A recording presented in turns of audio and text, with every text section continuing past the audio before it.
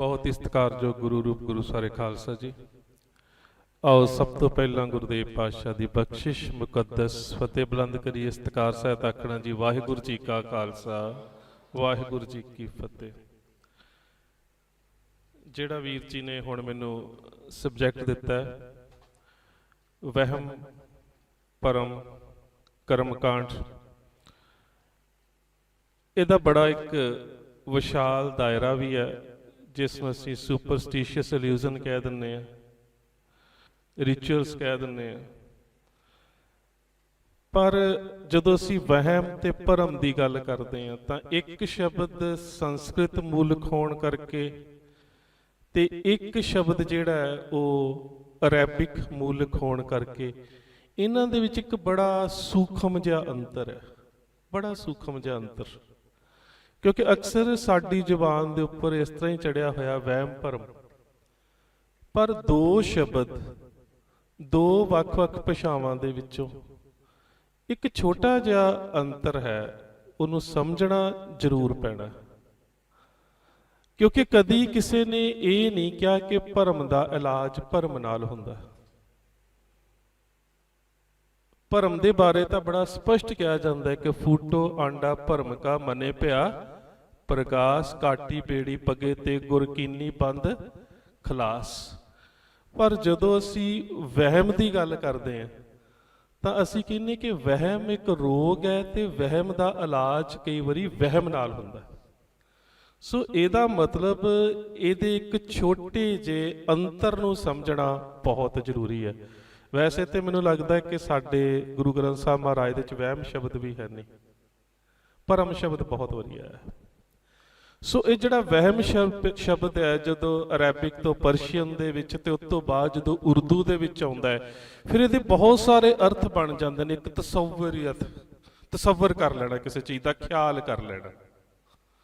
एक सिर्फ ख्याल आ जाता इमैजीनेशन।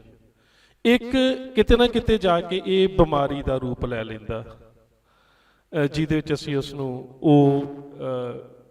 ਜਿਹੜੀਆਂ कुछ डिप्रैशन ਨਾਲ रिलेटेड बीमारियां ने उन्हां दे नाल जोड़ के वेखते हैं। ਜਿਹੜੇ इस तरह के डिसऑर्डरस होंदे ने, ਜਿਹੜੇ जिस तरह कई बीबियां नूं हुंदा है, क्योंकि मैं खुद डॉक्टर है, सारा दिन हाथ ही धोई जाणगियां जी, हाथ गंदे ने, कई सारा दिन बच्चे नूं नवाई जाणगियां। ये एक तरह का ये वहम दे नाल जुड़िया होया एक तरह का डिसऑर्डर हुंदा है और इहदा बकायदा इलाज हुंदे ने। सो असी इसनूं थोड़ा मूल रूप तो शुरू करते हैं कि बेशक वहम ते भरम का आपस च गहरा संबंध है, पर एक सूखम जिहा अंतर यह है कि किते ना किते वहम के पिछे एक विज्ञानक कारण हुंदा है ते दूसरा किते ना किते वहम जिहड़ा एक बीमारी का रूप हुंदा। सो विज्ञानक कारण हुण तुसीं ये कहोगे कि इहदे विच विज्ञानक कारण वाली किहड़ी गल आ गई भी जिहड़ा वहम है इहदा साइंस दे नाल की संबंध आ गया। सो मैं तुहानूं दो तीन उदाहरणां इस चीज़ दीयां दिंदा। साडियां बजुर्ग मातावां नूं बजुर्गां नूं पता होवेगा कि पहलां ये गल कही जाती सी रात नूं सिर नहीं वाहुणा, कुड़ियां जम्मदियां ने।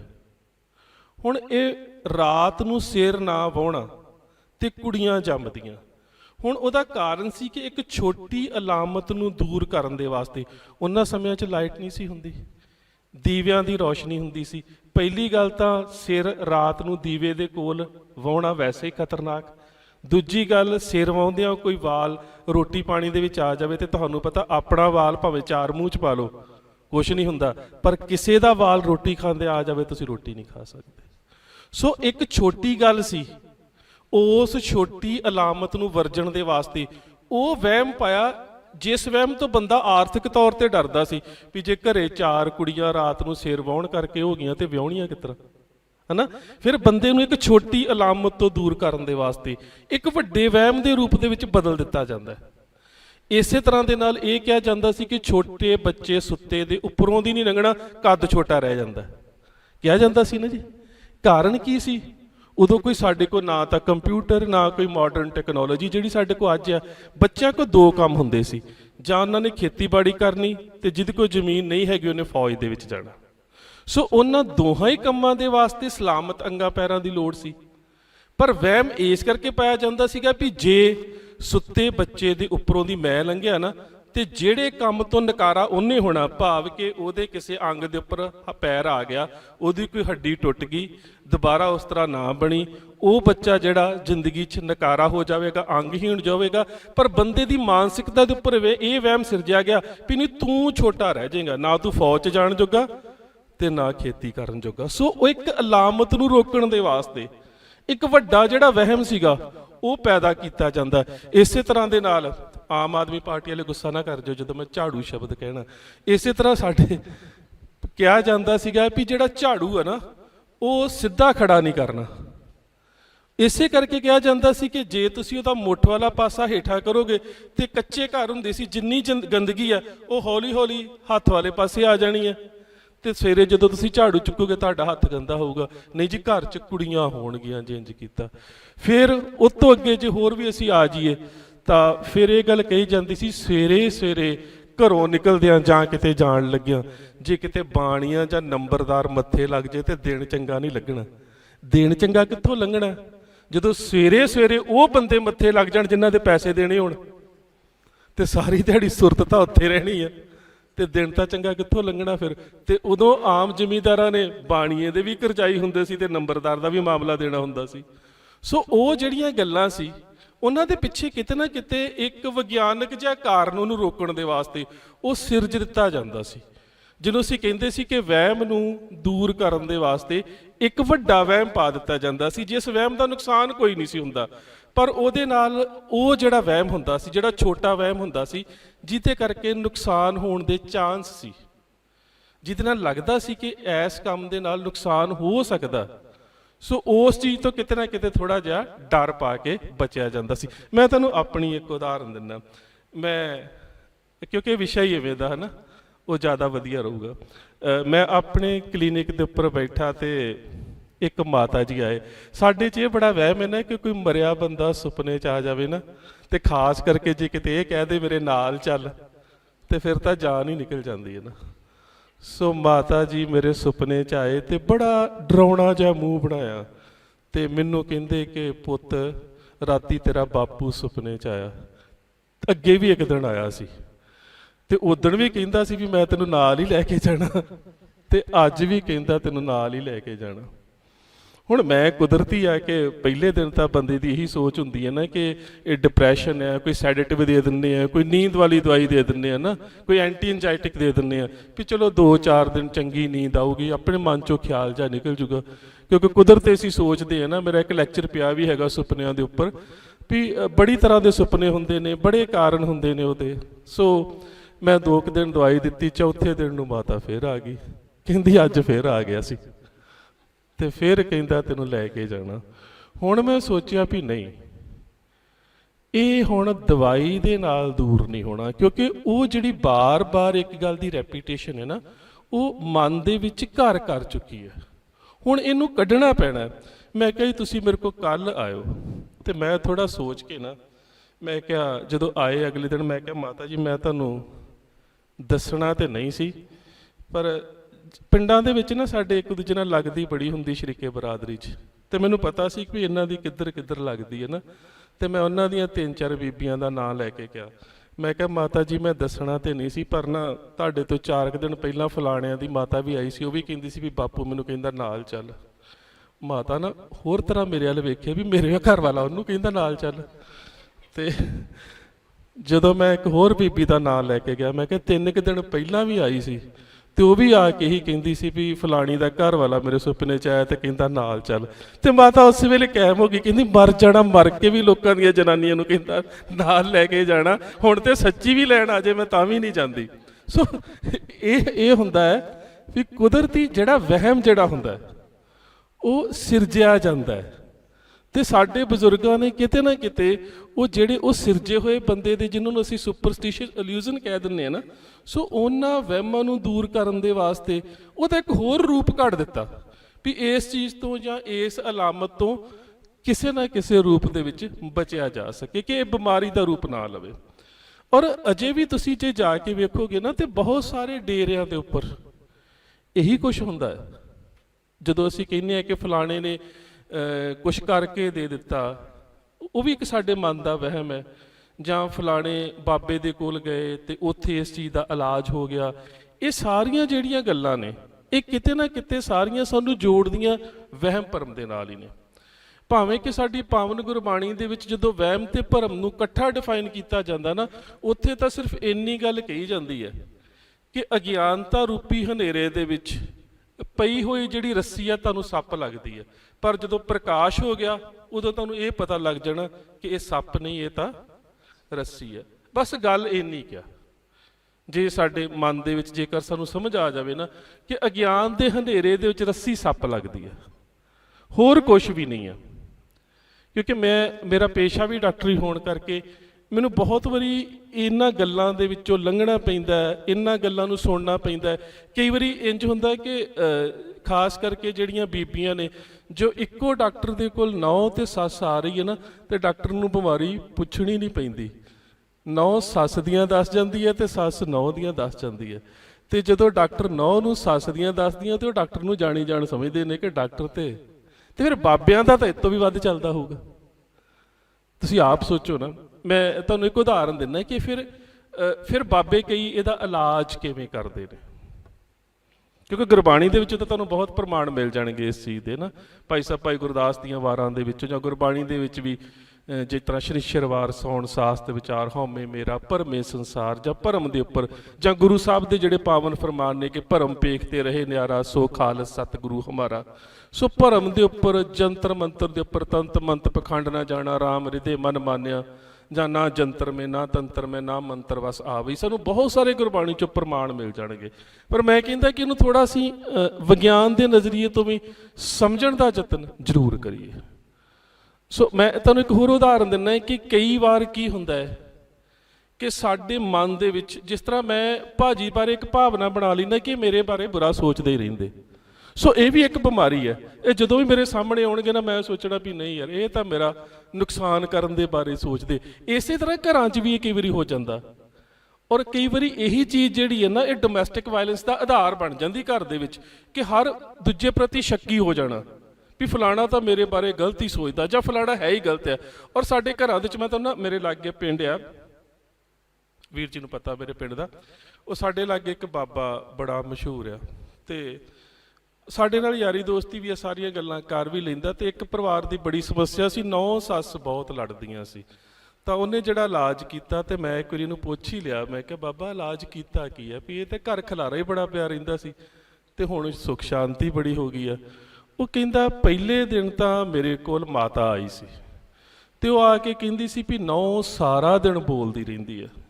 ਤੇ ਕਹਿੰਦਾ ਮੈਂ ਇਸ ਗੱਲ ਦਾ ਅੰਦਾਜ਼ਾ ਲਾ ਲਿਆ ਵੀ ਜੇਕਰ ਤੁਸੀਂ ਕੋਈ ਗੱਲ ਨਹੀਂ ਕਰਦੇ, ਦੂਜਾ ਬੰਦਾ ਐਵੇਂ ਕਿਸ ਤਰ੍ਹਾਂ ਬੋਲ ਸਕਦਾ। ਕਹਿੰਦਾ ਮੈਂ ਉਹਨੂੰ ਇੱਕ ਛੋਟਾ ਜਿਹਾ ਪੱਥਰ ਦੇ ਦਿੱਤਾ, ਤੇ ਮੈਂ ਕਿਹਾ ਬੜਾ ਕੀਮਤੀ ਨਗ ਆ, ਇਹ ਬੜਾ ਕੀਮਤੀ ਪੱਥਰ ਆ। ਹੁਣ ਵੀ ਸਾਡੇ 'ਚ ਬੜਾ ਵਿਸ਼ਵਾਸ ਹੈ, ਅਸੀਂ ਹੱਥਾਂ 'ਚ ਪਾਉਣ 'ਚ ਬੜਾ ਵਿਸ਼ਵਾਸ ਕਰਦੇ ਹਾਂ। ਕਹਿੰਦਾ ਬੜਾ ਕੀਮਤੀ ਪੱਥਰ ਹੈ, ਜਦੋਂ ਵੀ ਤੇਰੀ ਨਹੁੰ ਬੋਲਣਾ ਸ਼ੁਰੂ ਕਰੇ, ਤੂੰ ਦੰਦ ਦੇ ਥੱਲੇ ਰੱਖ ਕੇ ਇਹਨਾਂ ਨੂੰ ਜਿੰਨੀ ਜ਼ੋਰ ਦੀ ਘੁੱਟੇਂਗੀ, ਤੇਰੀ ਨਹੁੰ ਨੂੰ ਉਨੀ ਤਕਲੀਫ ਹੋਵੇਗੀ।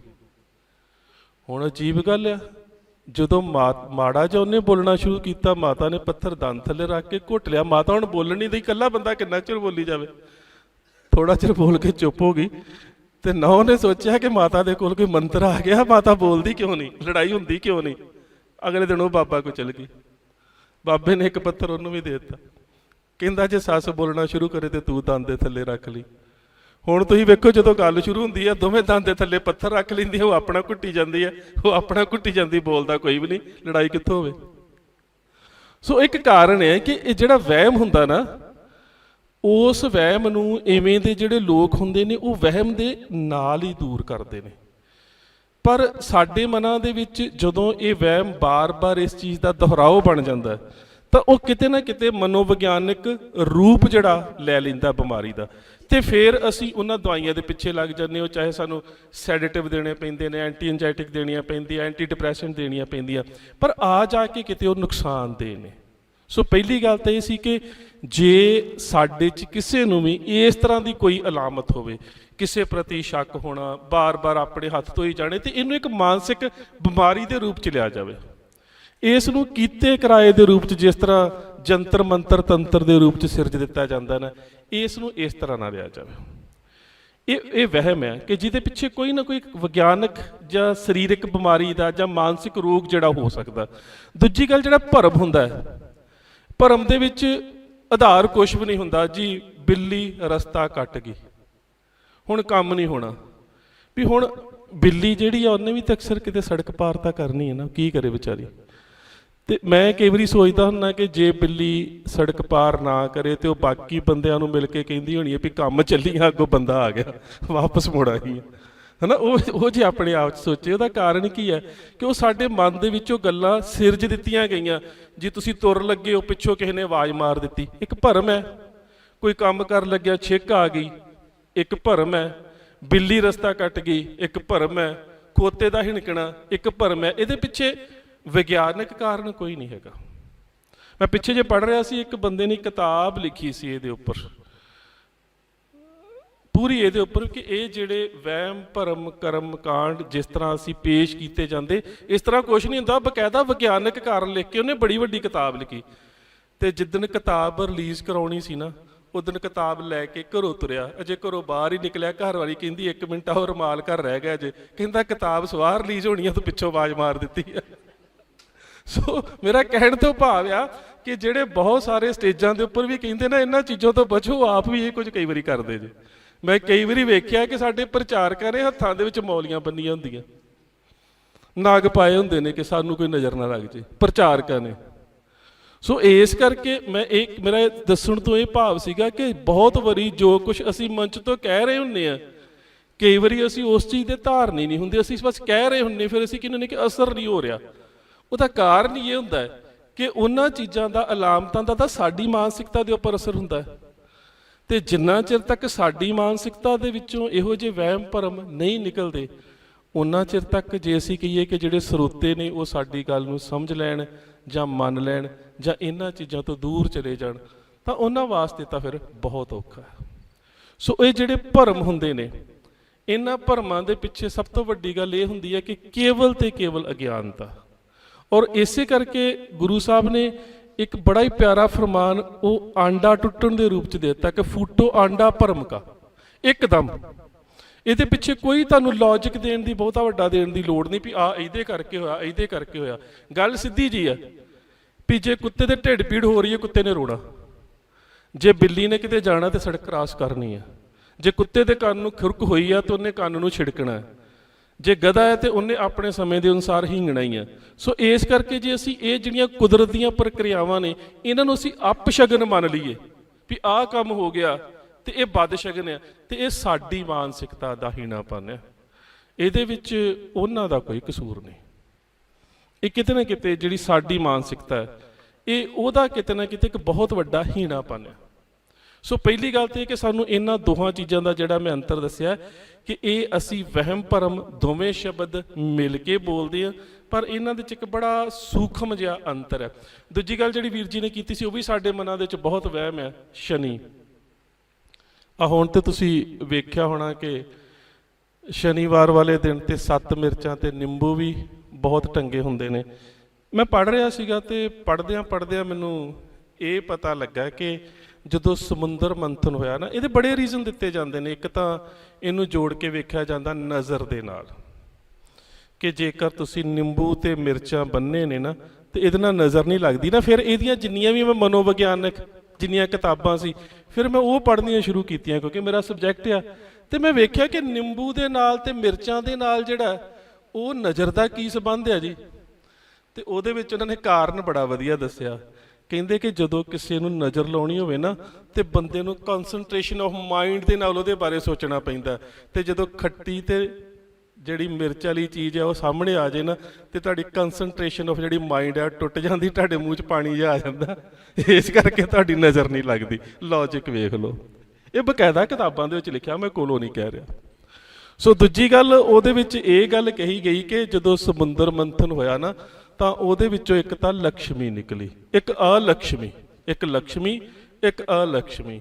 ਸੋ ਜਿਹੜੀ ਲਕਸ਼ਮੀ ਸੀ ਉਹਨੂੰ ਜ਼ਿਆਦਾ ਮਿੱਠਾ ਪਸੰਦ ਹੈ, ਉਹਦਾ ਚੜਾਇਆ ਜਾਂਦਾ ਹੈ। ਤੇ ਜਿਹੜੀ ਅਲਕਸ਼ਮੀ ਜਿਹੜੀ ਹੈ ਵੀ ਲਕਸ਼ਮੀ ਦਾ ਵਿਰੋਧੀ ਭਾਵ ਕਿ ਮਾਇਆ ਤੁਹਾਡੇ ਕੋਲ ਨਾ ਰਵੇ, ਤੇ ਉਹਦੀ ਜਿਹੜੀ ਪਸੰਦੀਦਾ ਚੀਜ਼ ਆ ਉਹ ਹੈਗੀ ਆ ਖੱਟਾ ਤੇ ਮਿਰਚ ਵਾਲੀਆਂ ਚੀਜ਼ਾਂ। ਤੇ ਇਸ ਕਰਕੇ ਉਹ ਬਾਹਰੋਂ ਹੀ ਜੇਕਰ ਤੁਸੀਂ ਦਰਵਾਜ਼ੇ ਦੇ ਉੱਪਰ ਟੰਗਿਆ ਤੇ ਜਿਹੜੀ ਲక్ష్ਮੀ ਦੀ ਵਿਰੋਧੀ ਚੀਜ਼ ਅਲక్ష్ਮੀ ਹੈ ਉਹ ਬਾਹਰੋਂ ਹੀ ਉਹਨਾਂ ਸਾਰੀਆਂ ਚੀਜ਼ਾਂ ਨੂੰ ਵੇਖ ਕੇ ਚਲੀ ਜਾਂਦੀ ਹੈ। ਤੇ ਮੈਂ ਕਿਹਾ ਜਿੰਨਾ ਹੁਣ ਸਾਰਾ ਫਾਸਟ ਫੂਡ ਆ, ਸਾਡੇ ਤੇ ਸਾਰੇ ਘਰਾਂ 'ਚ ਲక్ష్ਮੀਆਂ ਹੀ ਆ ਜੋ ਹਾਲਾਤ ਹੋਏ ਬੈਠੇ ਆ। ਸੋ ਇਸ ਕਰਕੇ ਇਹ ਸਾਰੀ ਜਿਹੜੀ ਗੱਲ ਹੈ ਇਹਦੇ ਪਿੱਛੇ ਇਸ ਤਰ੍ਹਾਂ ਦੇ ਆਧਾਰ ਸਿਰਜ ਲਏ ਜਾਂਦੇ ਨੇ, ਇਹਦੇ ਵਿੱਚ ਹੁੰਦਾ ਕੁਛ ਨਹੀਂ। ਹੁਣ ਤੁਸੀਂ ਵੇਖੋ ਕਿ ਜੇਕਰ ਨਿੰਬੂ ਤੇ ਮਿਰਚਾਂ ਦੇ ਨਾਲ ਨਜ਼ਰ ਜਾਂ ਅਲਕਸ਼ਮੀ ਦੇ ਆਧਾਰ ਨੂੰ ਮਿਲਾ ਕੇ ਤੁਸੀਂ ਇੱਕ ਸਿੱਟੇ ਤੇ ਪਹੁੰਚ ਹੀ ਵੀ ਜਾਓ ਕਿ ਸੱਚਮੁੱਚ ਹੀ ਹੁੰਦਾ ਹੋਵੇਗਾ, ਤੇ ਹੁਣ ਤੇ ਫਿਰ ਜ਼ਿਆਦਾਤਰ ਤੁਸੀਂ ਕਾਰਾਂ ਦੇ ਵਿੱਚ ਤੇ ਦੁਕਾਨਾਂ ਤੇ ਜਾ ਕੇ ਵੇਖ ਲਓ, ਨਿੰਬੂ ਤੇ ਮਿਰਚਾਂ ਵੀ ਪਲਾਸਟਿਕ ਦੇ ਬਣੇ ਨੇ, ਉਹ ਵੀ ਮੇਡ ਇਨ ਚਾਈਨਾ। ਸੋ ਹੁਣ ਉਹ ਕਿਹੜਾ ਰੱਬ ਹੈ ਜਿਹਨੂੰ ਇਹ ਨਹੀਂ ਪਤਾ ਲੱਗਣ ਦਿਆ ਕਿ ਜਿਹੜੇ ਮੈਨੂੰ ਨਿੰਬੂ ਤੇ ਮਿਰਚਾਂ ਭੇਟ ਕੀਤੇ ਜਾ ਰਹੇ ਨੇ ਅਸਲੀ ਹੈ ਹੀ ਨਹੀਂ, ਉਹ ਪਲਾਸਟਿਕ ਦੇ ਉੱਪਰ ਹੀ ਰੀਝੀ ਜਾ ਰਿਹਾ। ਸੋ ਇਹ ਕਿਤੇ ਨਾ ਕਿਤੇ ਇਹ ਮਾਨਸਿਕਤਾ ਦੇ ਸਾਡੇ ਉਹ ਵਹਿਮ ਭਰਮ ਹੁੰਦੇ ਨੇ ਜਿਹੜੇ ਕਿਤੇ ਨਾ ਕਿਤੇ ਸਾਡੀ ਮਾਨਸਿਕਤਾ ਨੂੰ ਕਮਜ਼ੋਰ ਕਰਦੇ ਨੇ, ਸਿਰਜ ਦਿੱਤੇ ਜਾਂਦੇ ਨੇ, ਔਰ ਬੜੇ ਵੱਡੇ ਪੱਧਰ ਤੇ ਪੱਧਰ। ਇਹ ਨਹੀਂ ਕਹਿ ਸਕਦੇ ਕਿ ਅਸੀਂ ਇਹਨਾਂ ਦਾ ਜਿਹੜਾ ਅਸਰ ਆ ਬਸ ਇੰਨੇ ਕੁ ਪੱਧਰ ਦੇ ਉੱਪਰ ਹੁੰਦਾ ਵੀ ਜਿਸ ਤਰ੍ਹਾਂ ਮੈਂ ਨਿੰਬੂਆਂ ਦੀ ਗੱਲ ਕਰ ਦਿੱਤੀ, ਦੂਜੀ ਤੀਜੀ ਗੱਲ ਕਰ ਦਿੱਤੀ, ਇਹਦਾ ਅਸਰ ਬਹੁਤ ਵੱਡੇ ਪੱਧਰ ਤੇ ਹੁੰਦਾ।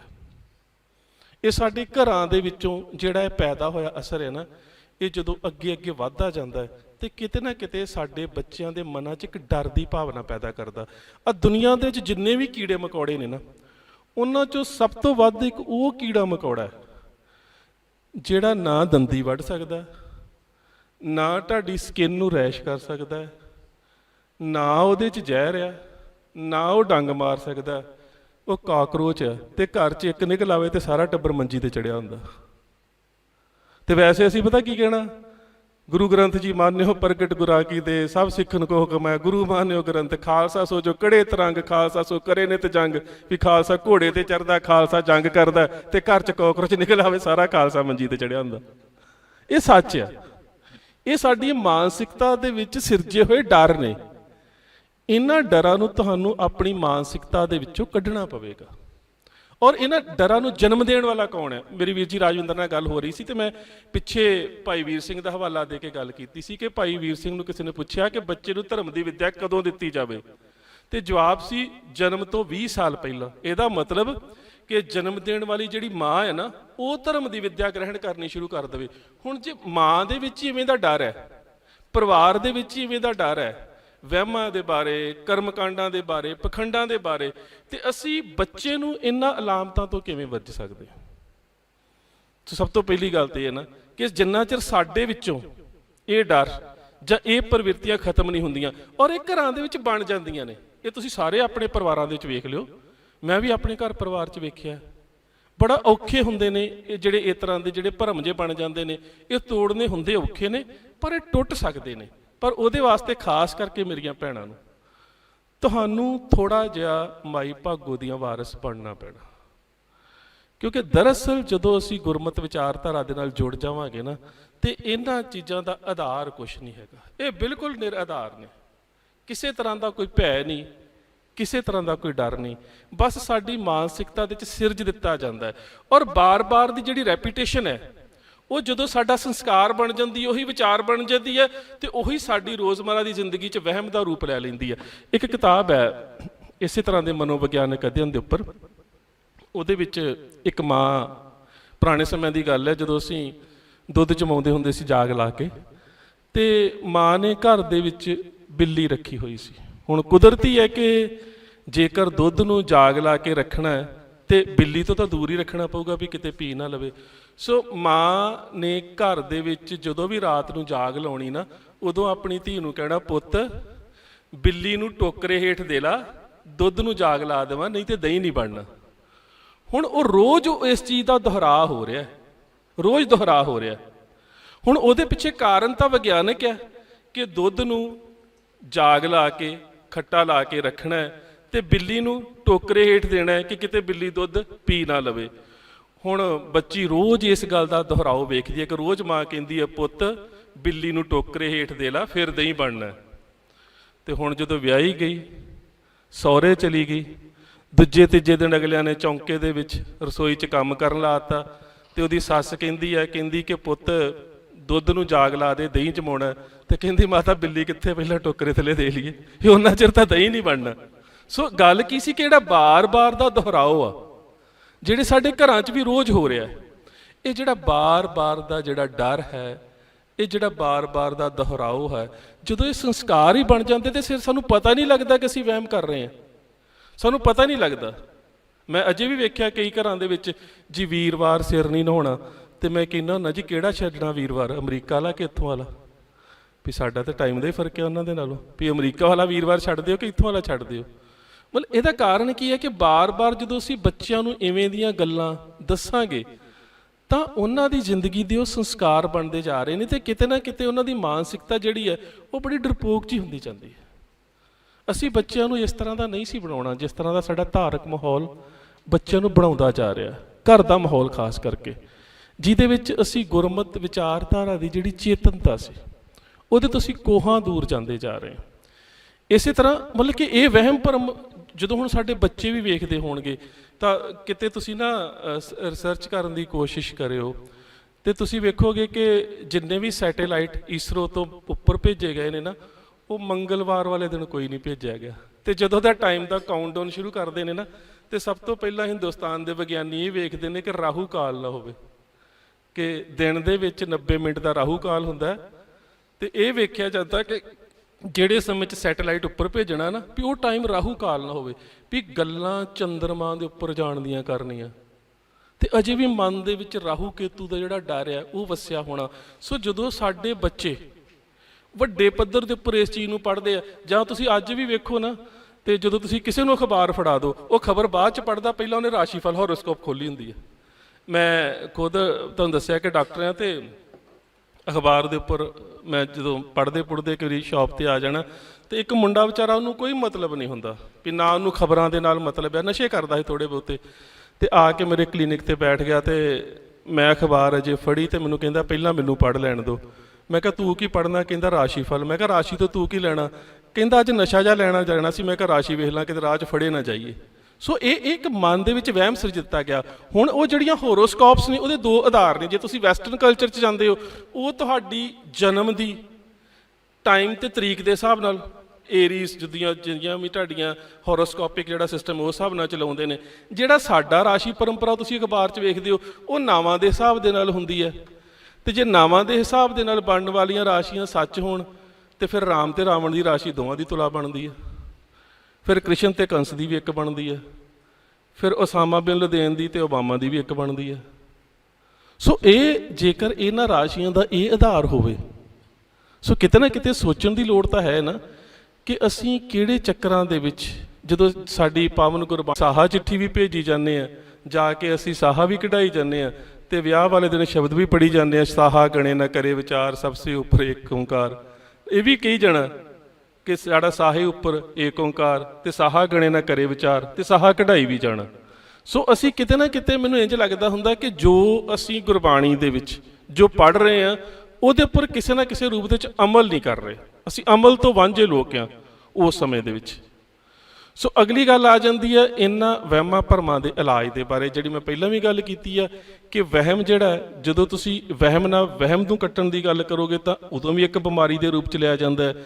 ਜਦੋਂ ਤੁਸੀਂ ਇਸ ਨੂੰ ਮੈਂਟਲ ਡਿਸਆਰਡਰ ਦੇ ਰੂਪ ਦੇ ਵਿੱਚ ਲਓਗੇ, ਤਾਂ ਅੱਜ ਕੱਲ੍ਹ ਬਹੁਤ ਸਾਰੇ ਸਾਈਕੈਟ੍ਰਿਕ ਡਾਕਟਰ ਨੇ ਜਿਹੜੇ ਇਸ ਦਾ ਇਲਾਜ ਕਰਦੇ ਨੇ। ਸੋ ਇਸ ਦੇ ਵਾਸਤੇ ਬਾਬਿਆਂ ਦੇ ਕੋਲ ਜਾਣ ਦੀ, ਜਿਸ ਤਰ੍ਹਾਂ ਪੰਜਾਬ ਦੇ ਵਿੱਚ ਤਾਂ ਇੱਥੇ ਤਾਂ ਮੈਨੂੰ ਪਤਾ ਨਹੀਂ, ਵੈਸੇ ਤਾਂ ਇੱਥੇ ਬਥੇਰੇ ਬਾਬੇ ਨੇ, ਪਰ ਜਿਸ ਤਰ੍ਹਾਂ ਦੇ ਨਾਲ ਜੋ ਕੁਛ ਜਿਸ ਤਰ੍ਹਾਂ ਚੱਲ ਰਿਹਾ ਸਾਡੇ ਪ੍ਰਚਲਿਤ ਸਮਾਜ ਦੇ ਵਿੱਚ, ਸਾਨੂੰ ਉਹਨਾਂ ਚੀਜ਼ਾਂ ਤੋਂ ਬਚਣ ਦੀ ਬਹੁਤ ਲੋੜ ਹੈ। ਔਰ ਉੱਥੇ ਵੀ ਮੈਂ ਕਈ ਵਾਰੀ ਸੋਚਦਾ ਹੁੰਦਾ ਕਿ ਜਿਹੜੇ ਬਾਬੇ ਹੁੰਦੇ ਨਾ, ਉਹ ਸਾਡੇ ਤੋਂ ਜ਼ਿਆਦਾ ਸਮਝਦਾਰ ਹੁੰਦੇ ਨੇ ਵਿਗਿਆਨਕ ਪੱਧਰ ਦੇ ਉੱਪਰ ਵੀ, ਔਰ ਉਹ ਕੋਈ ਅਣਜਾਣ ਨਹੀਂ ਹੁੰਦੇ। ਜਦੋਂ ਉਹ ਸਾਨੂੰ ਪ੍ਰਭਾਵਿਤ ਕਰਦੇ ਨੇ ਨਾ, ਉਹ ਵੀ ਕਿਸੇ ਨਾ ਕਿਸੇ ਸਾਇੰਟੀਫਿਕ ਟ੍ਰਿਕ ਦੇ ਵਿੱਚੋਂ ਸਾਨੂੰ ਪ੍ਰਭਾਵਿਤ ਕਰਦੇ ਨੇ। ਜਾਦੂ ਜੂਦੂ ਕੁਛ ਨਹੀਂ ਹੁੰਦਾ। ਸੱਚ ਜਾਣਿਓ ਤੁਸੀਂ ਵੀ, ਜਿਸ ਤਰ੍ਹਾਂ ਜਾਦੂ ਦੇ ਨਾਲ, ਜਿਸ ਤਰ੍ਹਾਂ ਦੇ ਨਾਲ ਨੋਟ ਕੱਢੀ ਜਾਂਦੇ ਨੇ ਕਮੀਜ਼ਾਂ ਦੀਆਂ ਜੇਬਾਂ ਦੇ ਵਿੱਚੋਂ, ਦੁਨੀਆ ਤੇ ਕੋਈ ਬੰਦਾ ਗਰੀਬ ਹੀ ਨਾ ਰਹੇ। ਇਹ ਤਾਂ ਸਾਰਾ ਜੋ ਕੁਛ ਤੁਹਾਨੂੰ ਵਿਖਾਇਆ ਜਾ ਰਿਹਾ ਹੁੰਦਾ, ਬਿਹਾਈਂਡ ਦਾ ਸੀਨ ਤਾਂ ਕੁਛ ਹੋਰ ਹੁੰਦਾ। ਇਹ ਤਾਂ ਸਾਰੀ ਹੱਥ ਦੀ ਸਫਾਈ ਹੁੰਦੀ। ਹੁਣ ਤਾਂ ਮੈਜਿਕ ਇੱਕ ਤਰ੍ਹਾਂ ਦੇ ਨਾਲ ਇੱਕ ਵਿੱਦਿਆ ਹੈ ਜਿਹੜੀ ਸਿੱਖੀ ਜਾ ਸਕਦੀ ਹੈ। ਬਹੁਤ ਸਾਰੇ ਤੁਸੀਂ ਕਿਸੇ ਬਾਜ਼ਾਰ 'ਚ ਚਲੇ ਜਾਓ, ਆਨਲਾਈਨ ਤੁਸੀਂ ਖਰੀਦ ਸਕਦੇ ਹੋ ਕਿ ਮੈਜਿਕ ਕਰਨ ਦੇ ਵਾਸਤੇ, ਲੋਕਾਂ ਨੂੰ ਵਿਖਾਉਣ ਦੇ ਵਾਸਤੇ ਜੋ ਕੁਝ ਵਿਖਾਇਆ ਜਾਂਦਾ, ਉਹ ਸਾਰੇ ਜਿਹੜੇ ਇਕਵਿਪਮੈਂਟ ਨੇ ਹੁਣ ਬਾਜ਼ਾਰ ਦੇ ਵਿੱਚ ਜਾਂ ਆਨਲਾਈਨ ਅਵੇਲੇਬਲ ਨੇ। ਸੋ ਉਹ ਸਾਰਾ ਕਿਤੇ ਨਾ ਕਿਤੇ ਸਾਡੀ ਮਾਨਸਿਕਤਾ ਦੇ ਉੱਪਰ ਇੱਕ ਪ੍ਰਭਾਵ ਸਿਰਜਿਆ ਜਾਂਦਾ। ਮੈਂ ਆਪਣੇ ਜਿਹੜੀਆਂ ਕਲੀਨਿਕ ਦੀਆਂ ਗੱਲਾਂ ਤੁਹਾਡੇ ਨਾਲ ਇਸ ਕਰਕੇ ਜ਼ਿਆਦਾ ਕਰ ਰਿਹਾ ਕਿ ਪਿੰਡਾਂ ਦੇ ਵਿੱਚ ਸਾਡਾ ਵਾ ਇਵੇਂ ਦੇ ਬਿਮਾਰ ਲੋਕਾਂ ਦੇ ਨਾਲ ਬਹੁਤ ਜ਼ਿਆਦਾ ਪੈਂਦਾ, ਬਹੁਤ ਜ਼ਿਆਦਾ। ਮੇਰੇ ਕੋਲ ਇੱਕ ਮਾਤਾ ਜੀ ਆਏ ਤੇ ਆ ਕੇ ਉਹਨਾਂ ਨੇ ਪੇਟ ਦਰਦ ਦੀ ਸ਼ਿਕਾਇਤ ਕੀਤੀ, ਔਰ ਕੁਦਰਤਨ ਜਿੱਥੇ ਕਿ ਉਹਨਾਂ ਨੇ ਪੇਟ ਦਰਦ ਕਹੀ, ਜੇ ਅੰਦਾਜ਼ਾ ਲਾਇਆ ਜਾਵੇ ਤਾਂ ਮੈਨੂੰ ਇੰਝ ਹੀ ਲੱਗਦਾ ਸੀ ਕਿ ਇਹਨਾਂ ਦੇ ਗਾਲ ਬਲੈਡਰ ਦੇ ਵਿੱਚ ਪੱਥਰੀ ਹੋ ਸਕਦੀ, ਸਟੋਨ ਹੋ ਸਕਦਾ। ਸੋ ਮੈਂ ਮਾਤਾ ਜੀ ਨੂੰ ਕਿਹਾ, ਮੈਂ ਕਿਹਾ ਮਾਤਾ ਜੀ ਇੰਝ ਕਰੋ ਕਿ ਤੁਸੀਂ ਅਲਟਰਾਸਾਊਂਡ ਸਕੈਨਿੰਗ ਕਰਾ ਲਓ ਤੇ ਉਹਦੇ ਤੋਂ ਬਾਅਦ ਵੇਖਾਂਗੇ ਕਿ ਤੁਹਾਡੇ ਪੱਥਰੀ ਕਿੰਨੀ ਕੁ ਹੈ ਜਾਂ ਕੀ ਪ੍ਰੋਬਲਮ ਹੈ, ਫਿਰ ਵੇਖਾਂਗੇ ਇਹਦੀ ਸਰਜਰੀ ਹੋਣੀ ਹੈ ਜਾਂ ਇਲਾਜ ਹੋਣਾ। ਤੇ ਮਾਤਾ ਜੀ ਚਲੇ ਗਏ, ਮੇਰੇ ਕੋਲ ਆਏ ਹੀ ਨਾ। ਮਹੀਨੇ ਡੇਢ ਮਹੀਨੇ ਬਾਅਦ ਆਏ, ਫਿਰ ਪੇਟ ਫੜਿਆ, ਡਾਕਟਰ ਸਾਹਿਬ ਬੜੀ ਪੀੜ ਹੋਣ ਦਈ ਹੈ। ਮੈਂ ਕਿਹਾ ਜੀ ਮੈਂ ਤਾਂ ਤੁਹਾਨੂੰ ਪਹਿਲਾਂ ਵੀ ਕਿਹਾ ਸੀ। ਕਹਿੰਦੇ ਨਹੀਂ ਉਹ ਗੱਲ ਨਹੀਂ ਸੀ, ਮੈਨੂੰ ਤਾਂ ਕਿਸੇ ਨੇ ਕੁਛ ਕੀਤਾ ਸੀ। ਸਿੱਧਾ ਇਸ਼ਾਰਾ ਆਪਣੀ ਨਹੁੰ ਵੱਲ ਹੀ ਸੀਗਾ। ਕਹਿੰਦੇ ਮੈਨੂੰ ਤਾਂ ਕਿਸੇ ਨੇ ਕੁਛ ਕੀਤਾ ਸੀ। ਇਹ ਵਹਿਮ ਭਰਮ ਹੈ, ਇਹ ਸਾਡੇ ਮਨਾਂ ਦੇ ਵਿੱਚ ਜਿਹੜਾ ਪਾ ਦਿੱਤਾ ਜਾਂਦਾ, ਔਰ ਜ਼ਿਆਦਾਤਰ ਇਹੋ ਜਿਹੇ ਜਿਹੜੇ ਪਖੰਡੀ ਲੋਕ ਨੇ ਉਹੀ ਸਾਡੇ ਮਨ ਅੰਦਰ ਸਿਰਜਦੇ ਨੇ। ਮੈਂ ਕਿਹਾ ਜੀ ਕੀ ਕੀਤਾ ਸੀ? ਕਹਿੰਦੀ ਮੈਂ ਇੱਕ ਬਾਬੇ ਦੇ ਕੋਲ ਗਈ ਸੀਗੀ ਤੇ ਉਸ ਨੇ ਮੇਰਾ ਇਲਾਜ ਕਰ ਦਿੱਤਾ। ਮੈਂ ਕਿਹਾ ਜੀ ਇਲਾਜ ਕਿਵੇਂ ਕੀਤਾ? ਕਹਿੰਦੀ ਕਿ ਉਸ ਬਾਬੇ ਨੇ ਮੈਨੂੰ ਇੱਕ ਕਬਰ ਦੇ ਕੋਲ ਲਟਾ ਦਿੱਤਾ ਤੇ ਫਿਰ ਮੇਰੇ ਪੇਟ ਦੇ ਉੱਪਰ ਜਿੱਥੇ ਦਰਦ ਹੁੰਦੀ ਸੀ ਇੱਕ ਚਿੱਟਾ ਪੇਪਰ ਰੱਖਿਆ, ਫਿਰ ਉਹਨੇ ਮੋਰ ਦੇ ਖੰਭ ਘੁਮਾਏ, ਇੱਕ ਮੰਤਰ ਫੜਿਆ, ਫਿਰ ਜਿਹੜਾ ਚਿੱਟਾ ਪੇਪਰ ਸੀ ਉਹਨੇ ਲਾਗੇ ਬਲਦੀ ਅੱਗ ਦੇ ਉੱਪਰ ਰੱਖ ਦਿੱਤਾ ਤੇ ਉਹ ਅੱਗ ਦੇ ਉੱਪਰ ਲਾਲ ਰੰਗ ਦੀ ਇੱਕ ਔਰਤ ਦੀ ਫੋਟੋ ਬਣ ਗਈ। ਤੇ ਬਾਬੇ ਨੇ ਮੈਨੂੰ ਉਸ ਵੇਲੇ ਦੱਸ ਦਿੱਤਾ ਵੀ ਆਹ ਵੇਖ ਲੈ ਇਸ ਬੀਬੀ ਨੇ ਤੈਨੂੰ ਕੁਛ ਤਵੀਤ ਵਗੈਰਾ ਦਿੱਤੇ ਹੋਏ ਨੇ, ਤਾਂ ਕਰਕੇ ਤੇਰੇ ਦਰਦ ਹੁੰਦੀ ਸੀ। ਮੈਂ ਕਿਹਾ ਹੁਣ ਮੇਰੇ ਕੋਲ ਕੀ ਲੈਣ ਆਏ ਹੋ? ਬਾਬੇ ਨੇ ਇਲਾਜ ਤੇ ਕਰ ਦਿੱਤਾ, ਮੇਰੇ ਕੋਲ ਕੀ ਲੈਣ ਆਏ ਹੋ? ਕਹਿੰਦੀ ਬਾਬਾ ਕਹਿੰਦਾ ਸੀ ਜਿੱਥੋਂ ਭੂਤ ਕੱਢਿਆ ਉੱਥੇ ਜ਼ਖਮ ਹੋ ਗਿਆ ਹੋਣਾ, ਡਾਕਟਰ ਕੋਲ 4 ਦਿਨ ਟੀਕੇ ਲਵਾ ਲਈ। ਸੋ ਇਹਦਾ ਮਤਲਬ ਤੁਸੀਂ ਸਮਝੋ ਕਿ ਮਾਨਸਿਕ ਤੌਰ ਤੇ ਉਸ ਨੇ ਉਸ ਨੂੰ ਤਿਆਰ ਕੀਤਾ ਕਿ ਤੇਰਾ ਇਲਾਜ ਹੋ ਚੁੱਕਾ ਹੈ, ਪਰ ਨਾਲ ਡਾਕਟਰੀ ਇਲਾਜ ਦੀ ਲੋੜ ਵੀ ਦੱਸ ਦਿੱਤੀ। ਫਿਰ ਮੈਂ ਕੀ ਕੀਤਾ, ਮੈਂ ਵੀ ਕਾਗਜ਼ ਦਾ ਟੁਕੜਾ ਰੱਖਿਆ। ਹੁਣ ਮੇਰੇ ਕੋਲ ਕੋਈ ਸਿਰਿੰਜ ਵਗੈਰਾ ਸੀਗੀ, ਮੇਰੇ ਕੋਲ ਕਿਹੜੇ ਮੋਰ ਦੇ ਖੰਭ ਪਏ ਸੀ ਕਲੀਨਿਕ ਤੇ, ਮੈਂ ਸਿਰਿੰਜ ਘੁਮਾਈ ਤੇ ਮੈਂ ਸਪਿਰਿਟ ਲੈਂਪ ਦੇ ਉੱਪਰ ਮੈਂ ਵੀ ਉਹਨੂੰ ਅੱਗ ਲਾ ਕੇ ਰੱਖਤੀ, ਉੱਤੇ ਵੀ ਫੋਟੋ ਬਣ ਗਈ। ਤੇ ਮਾਤਾ ਮੈਨੂੰ ਕਹਿੰਦੀ ਪੁੱਤ ਜੇ ਤੂੰ ਹੀ ਭੂਤ ਕੱਢ ਲੈਂਦਾ ਸੀ ਤੇ ਮੈਨੂੰ ਬਾਬੇ ਕੋਲ ਕਿਉਂ ਭੇਜਿਆ? ਇੰਨਾ ਵਹਿਮ ਹੈ। ਹੁਣ ਤੁਸੀਂ ਕੀ ਸੋਚਦੇ ਹੋ ਕਿ ਬਾਬੇ ਨੇ ਭੂਤ ਕੱਢਿਆ ਜਾਂ ਮੈਂ ਕੱਢਿਆ? ਨਹੀਂ। ਘਰਾਂ ਦੇ ਵਿੱਚ ਅਸੀਂ ਸਾਰੇ ਪਿਆਜ਼ ਵਰਤਦੇ ਹਾਂ ਨਾ, ਪਿਆਜ਼ ਦਾ ਪਾਣੀ ਕੱਢ ਕੇ ਤੁਸੀਂ ਪੈਨ ਦੇ ਵਿੱਚ ਭਰ ਕੇ ਨਾ ਉਹਦੇ ਨਾਲ ਜੋ ਮਰਜ਼ੀ ਲਿਖ ਲਓ, ਜਿਹੜੀ ਮਰਜ਼ੀ ਤਸਵੀਰ ਬਣਾ ਲਓ, ਜਦੋਂ ਸੁੱਕ ਜਾਂਦੀ ਨਜ਼ਰ ਨਹੀਂ ਆਉਂਦੀ ਉਹਨੂੰ ਅੱਗ ਤੇ ਰੱਖੋ ਜਾਂ ਉੱਤੇ ਪ੍ਰੈਸ ਲਾਓ, ਲਾਲ ਰੰਗ ਦੀ ਬਣ ਕੇ ਚਮਕਦੀ ਆ। ਉਹ ਬਾਬੇ ਪਿਆਜ਼ ਦੇ ਪਾਣੀ ਦੇ ਨਾਲ ਹੀ ਪੈਸੇ ਕਮਾਈ ਜਾਂਦੇ, ਅਸੀਂ ਕਮਲੇ ਹੋਏ ਫਿਰਦੇ। ਸੋ ਕਿਤੇ ਨਾ ਕਿਤੇ ਇਹ ਸਾਡੇ ਮਨਾਂ ਦੇ ਵਿੱਚ ਇਹ ਵਹਿਮ ਹੁੰਦੇ ਨੇ, ਇਹ ਭਰਮ ਹੁੰਦੇ ਨੇ, ਜਿਨ੍ਹਾਂ ਦੇ ਕਰਕੇ ਅਸੀਂ ਇਹਨਾਂ ਲੋਕਾਂ ਤੋਂ ਸ਼ੋਸ਼ਣ ਦਾ ਸ਼ਿਕਾਰ ਹੋ ਜਾਂਦੇ। ਕਾਰਨ ਬਸ ਇੰਨਾ ਕੀ ਹੁੰਦਾ ਹੈ ਕਿ ਪਿੱਛੇ ਕੀ ਹੋ ਰਿਹਾ ਸਾਨੂੰ ਇਹਦੀ ਸਮਝ ਨਹੀਂ ਹੁੰਦੀ। ਤੇ ਗੁਰੂ ਪਾਤਸ਼ਾਹ ਸਾਨੂੰ ਉਹੀ ਸਮਝਾਉਂਦੇ ਆ ਕਿ ਜਦੋਂ ਸਭ ਕੁਝ ਕਰਤੇ ਦੇ ਵੱਸ ਆ, ਜਦੋਂ ਇੱਕ ਸਾਹ ਵੀ ਕੋਈ ਤੁਹਾਡਾ ਅੱਗੇ ਪਿੱਛੇ ਨਹੀਂ ਕਰ ਸਕਦਾ, ਜਦੋਂ ਗੁਰੂ ਪਾਤਸ਼ਾਹ ਨੇ ਸਾਨੂੰ ਇਹ ਗੱਲ ਕਹਿ ਹੀ ਦਿੱਤੀ ਕਿ ਅਨੇਕ ਯਤਨ ਕਰ ਕਾਲ ਸਤਾਏ ਮਰਨ ਲਿਖਾਏ ਮੰਡਲ ਮੇ ਆਏ, ਜਦੋਂ ਇੱਕ ਸਵਾਸ ਦਾ ਵੀ ਵਾਧਾ ਘਾਟਾ ਨਹੀਂ ਹੋ ਸਕਦਾ, ਫਿਰ ਸਾਡੀ ਮਾਨਸਿਕਤਾ ਦੇ ਵਿੱਚ ਡਰ ਕਿਉਂ ਹੈ? ਔਰ ਜਿੰਨਾ ਵੀ ਇਹ ਵਹਿਮ ਤੇ ਭਰਮ ਹੈ, ਇਹ ਸਾਰੇ ਜਨਮ ਡਰ ਦੇ ਵਿੱਚੋਂ ਲੈਂਦੇ ਆ। ਇਹਦਾ ਮੂਲ ਕਾਰਨ ਡਰ ਆ, ਭੈ ਦੇ ਵਿੱਚ, ਡਰ ਦੇ ਵਿੱਚ ਇਹ ਸਾਰੀਆਂ ਚੀਜ਼ਾਂ ਜਨਮ ਲੈਂਦੀਆਂ ਨੇ। ਔਰ ਸਾਡੀ ਸਮੱਸਿਆ ਇੱਥੇ ਖੜੀ ਹੈ ਕਿ ਅਸੀਂ ਨਿਰਭਉ ਦੇ ਨਾਲ ਜੁੜ ਕੇ ਨਿਰਭਉ ਨਹੀਂ ਹੋਣਾ ਚਾਹੁੰਦੇ। ਸਾਡੀ ਸਮੱਸਿਆ ਇੱਥੇ ਖੜੀ ਹੈ ਕਿ ਅਸੀਂ ਗੁਰਬਾਣੀ ਦੇ ਵਿੱਚੋਂ ਗੁਰੂ ਪਾਤਸ਼ਾਹ ਦੀ ਬਖਸ਼ੀ ਹੋਈ ਦਾਤ, ਨਿਰਭਉ ਹੋਣ ਦੀ ਜਿਹੜੀ ਦਾਤ ਹੈ, ਉਹ ਲੈ ਕੇ ਅਸੀਂ ਨਿਰਭਉ ਨਹੀਂ ਹੋਣਾ ਚਾਹੁੰਦੇ। ਅਸੀਂ ਆਪਣੀ ਜ਼ਿੰਦਗੀ ਨੂੰ ਇੱਕ ਡਰ ਦੇ ਅੰਦਰ ਬਤੀਤ ਕਰਦੇ ਹਾਂ। ਔਰ ਤੁਸੀਂ ਵੇਖ ਲਓ ਆ ਜਿੱਡੀਆਂ ਵੀ, ਜੇਕਰ ਤੁਸੀਂ ਮਾਨਤਾਵਾਂ ਦੀ ਗੱਲ ਕਰੋ ਤਾਂ ਜਿੱਥੇ ਵੀ ਮਨੁੱਖ ਨੂੰ ਮੌਤ ਦਿਸਦੀ ਹੈ, ਮਨੁੱਖ ਉਸੇ ਚੀਜ਼ ਨੂੰ ਹੀ ਆਪਣਾ ਰੱਬ ਮੰਨ ਲੈਂਦਾ। ਕਦੀ ਇਨਸਾਨ ਨੇ ਅਜੇ ਤੱਕ ਤਿਤਲੀ ਨੂੰ ਰੱਬ ਨਹੀਂ ਮੰਨਿਆ, ਘੁੱਗੀ ਨੂੰ ਰੱਬ ਨਹੀਂ ਮੰਨਿਆ, ਉਹ ਸੱਪ ਨੂੰ ਮੰਨੇਗਾ, ਉਹ ਹਾਥੀ ਨੂੰ ਮੰਨੇਗਾ, ਉਹ ਜਿੱਥੋਂ ਅੱਗ ਨੂੰ ਮੰਨੇਗਾ, ਉਹ ਹੜ ਕਰਕੇ ਪਾਣੀ ਨੂੰ ਮੰਨੇਗਾ। ਬੰਦੇ ਨੂੰ ਜਿੱਥੋਂ ਮੌਤ ਦਾ ਡਰ ਹੁੰਦਾ ਹੈ ਬੰਦਾ ਉੱਥੇ ਹੀ ਝੁਕਦਾ ਹੈ। ਤੇ ਗੁਰੂ ਪਾਤਸ਼ਾਹ ਕਹਿੰਦੇ ਨਹੀਂ, ਜਦੋਂ ਤੇਰਾ ਜੀਵਨ ਉਸ ਕਰਤੇ ਦੇ ਹੱਥ ਦੇ ਵਿੱਚ ਹੈ ਤੇ ਉਹਦੀਆਂ ਕਿਰਤਾਂ ਦੇ ਅੱਗੇ ਕਿਉਂ ਝੁਕਦਾ ਹੈ? ਤੂੰ ਉਹਦੇ ਅੱਗੇ ਝੁਕ। ਜੇ ਅਸੀਂ ਉਹਦੇ ਅੱਗੇ ਝੁਕਾਂਗੇ ਫਿਰ ਅਸੀਂ ਇਹਨਾਂ ਵਹਿਮਾਂ ਭਰਮਾਂ ਪਖੰਡਾਂ ਤੋਂ ਬਚ ਸਕਦੇ ਹਾਂ। ਸੋ ਇਹ ਸੀ ਵਹਿਮ ਤੇ ਭਰਮ। ਉਸ ਤੋਂ ਬਾਅਦ ਅਗਲੀ ਗੱਲ ਆ ਜਾਂਦੀ ਕਰਮਕਾਂਡ। ਕਰਮਕਾਂਡ ਆਪਣੇ ਆਪ ਦੇ ਵਿੱਚ ਕੁਝ ਵੀ ਨਹੀਂ। ਹੁਣ ਜੇ ਮੈਂ ਕਹਾਂ ਕਰਮਕਾਂਡ, ਤੇ ਕਰਮਕਾਂਡ ਆਪਣੇ ਆਪ 'ਚ ਕੁਝ ਵੀ ਨਹੀਂ, ਪਰ ਅਸੀਂ ਕੀ ਕਹਿੰਦੇ ਜੀ ਫਲਾਣਾ ਕਰਮਕਾਂਡੀ ਹੈ, ਇਹ ਕਹਿੰਦੇ ਨਾ। ਪਰ ਕਰਮਕਾਂਡ ਆਪਣੇ ਆਪ 'ਚ ਕੁਛ ਨਹੀਂ। ਜਿੰਨੇ ਪ੍ਰਾਣ ਨੇ, ਪ੍ਰਾਣਾਂ ਦਾ ਉਹ ਹਿੱਸਾ ਜਿਹੜਾ ਕਰਮ ਸਿਧਾਂਤ ਦੀ ਗੱਲ ਕਰਦਾ ਹੈ, ਉਸ ਕਾਂਡ ਨੂੰ ਕਰਮਕਾਂਡ ਕਿਹਾ ਜਾਂਦਾ ਹੈ। ਕਰਮਕਾਂਡ ਦੀ ਆਪਣੀ ਕੋਈ ਹੋਂਦ ਨਹੀਂ ਹੈ ਕਿ ਆਹ ਚੀਜ਼ ਕਰਮਕਾਂਡ ਹੈ। ਪ੍ਰਾਣਾਂ ਦੇ ਵਿੱਚ ਜਿਸ ਹਿੱਸੇ ਦੇ ਵਿੱਚ, ਜਿਸ ਕਾਂਡ ਦੇ ਵਿੱਚ, ਤੁਸੀਂ ਵੇਖੋ ਨਾ ਪੁਰਾਣੇ ਹਿੰਦੀ ਦੇ ਨਾਵਲ ਪੜ੍ਹੋ, ਉਹ 'ਚ ਕਾਂਡ ਹੁੰਦੇ ਨੇ, ਕਾਂਡ 1, ਕਾਂਡ 2, ਕਾਂਡ 3। ਇਸੇ ਤਰ੍ਹਾਂ ਜਿਹੜਾ ਕਰਮ ਕਾਂਡ ਹੈ, ਜਿਹਦੇ 'ਚ ਕਰਮਾਂ ਦੀ ਗੱਲ ਕੀਤੀ ਹੈ ਪੁਰਾਣਿਆਂ ਦੇ ਵਿੱਚ, ਉਸ ਜਿਹੜੇ ਕਾਂਡ ਨੂੰ ਕਰਮ ਕਾਂਡ ਕਿਹਾ ਜਾਂਦਾ। ਔਰ ਉਹ ਜਿਹੜਾ ਕਰਮ ਕਾਂਡ ਹੈ, ਉਹ ਸਾਰਾ ਇਸ ਗੱਲ ਦੇ ਉੱਪਰ ਆਧਾਰਿਤ ਹੁੰਦਾ ਹੈ ਕਿ ਤੁਸੀਂ ਇਸ ਸੰਸਾਰ ਦੇ ਵਿੱਚ ਆ ਕਰੋਗੇ ਤੇ ਉੱਪਰ ਜਾ ਕੇ ਤੁਹਾਨੂੰ ਆ ਮਿਲੇਗਾ। ਕਰਮ ਦਾ ਸਿਧਾਂਤ ਹੀ ਇਹ ਹੈ ਕਿ ਲੋਕ ਦੇ ਵਿੱਚ ਕੀ ਕਰਨਾ ਤੇ ਪਰਲੋਕ ਦੇ ਵਿੱਚ ਕੀ ਲੈਣਾ। ਗੁਰਮਤਿ ਵਿਚਾਰਧਾਰਾ ਇਸ ਗੱਲ ਨੂੰ ਨਹੀਂ ਮੰਨਦੀ।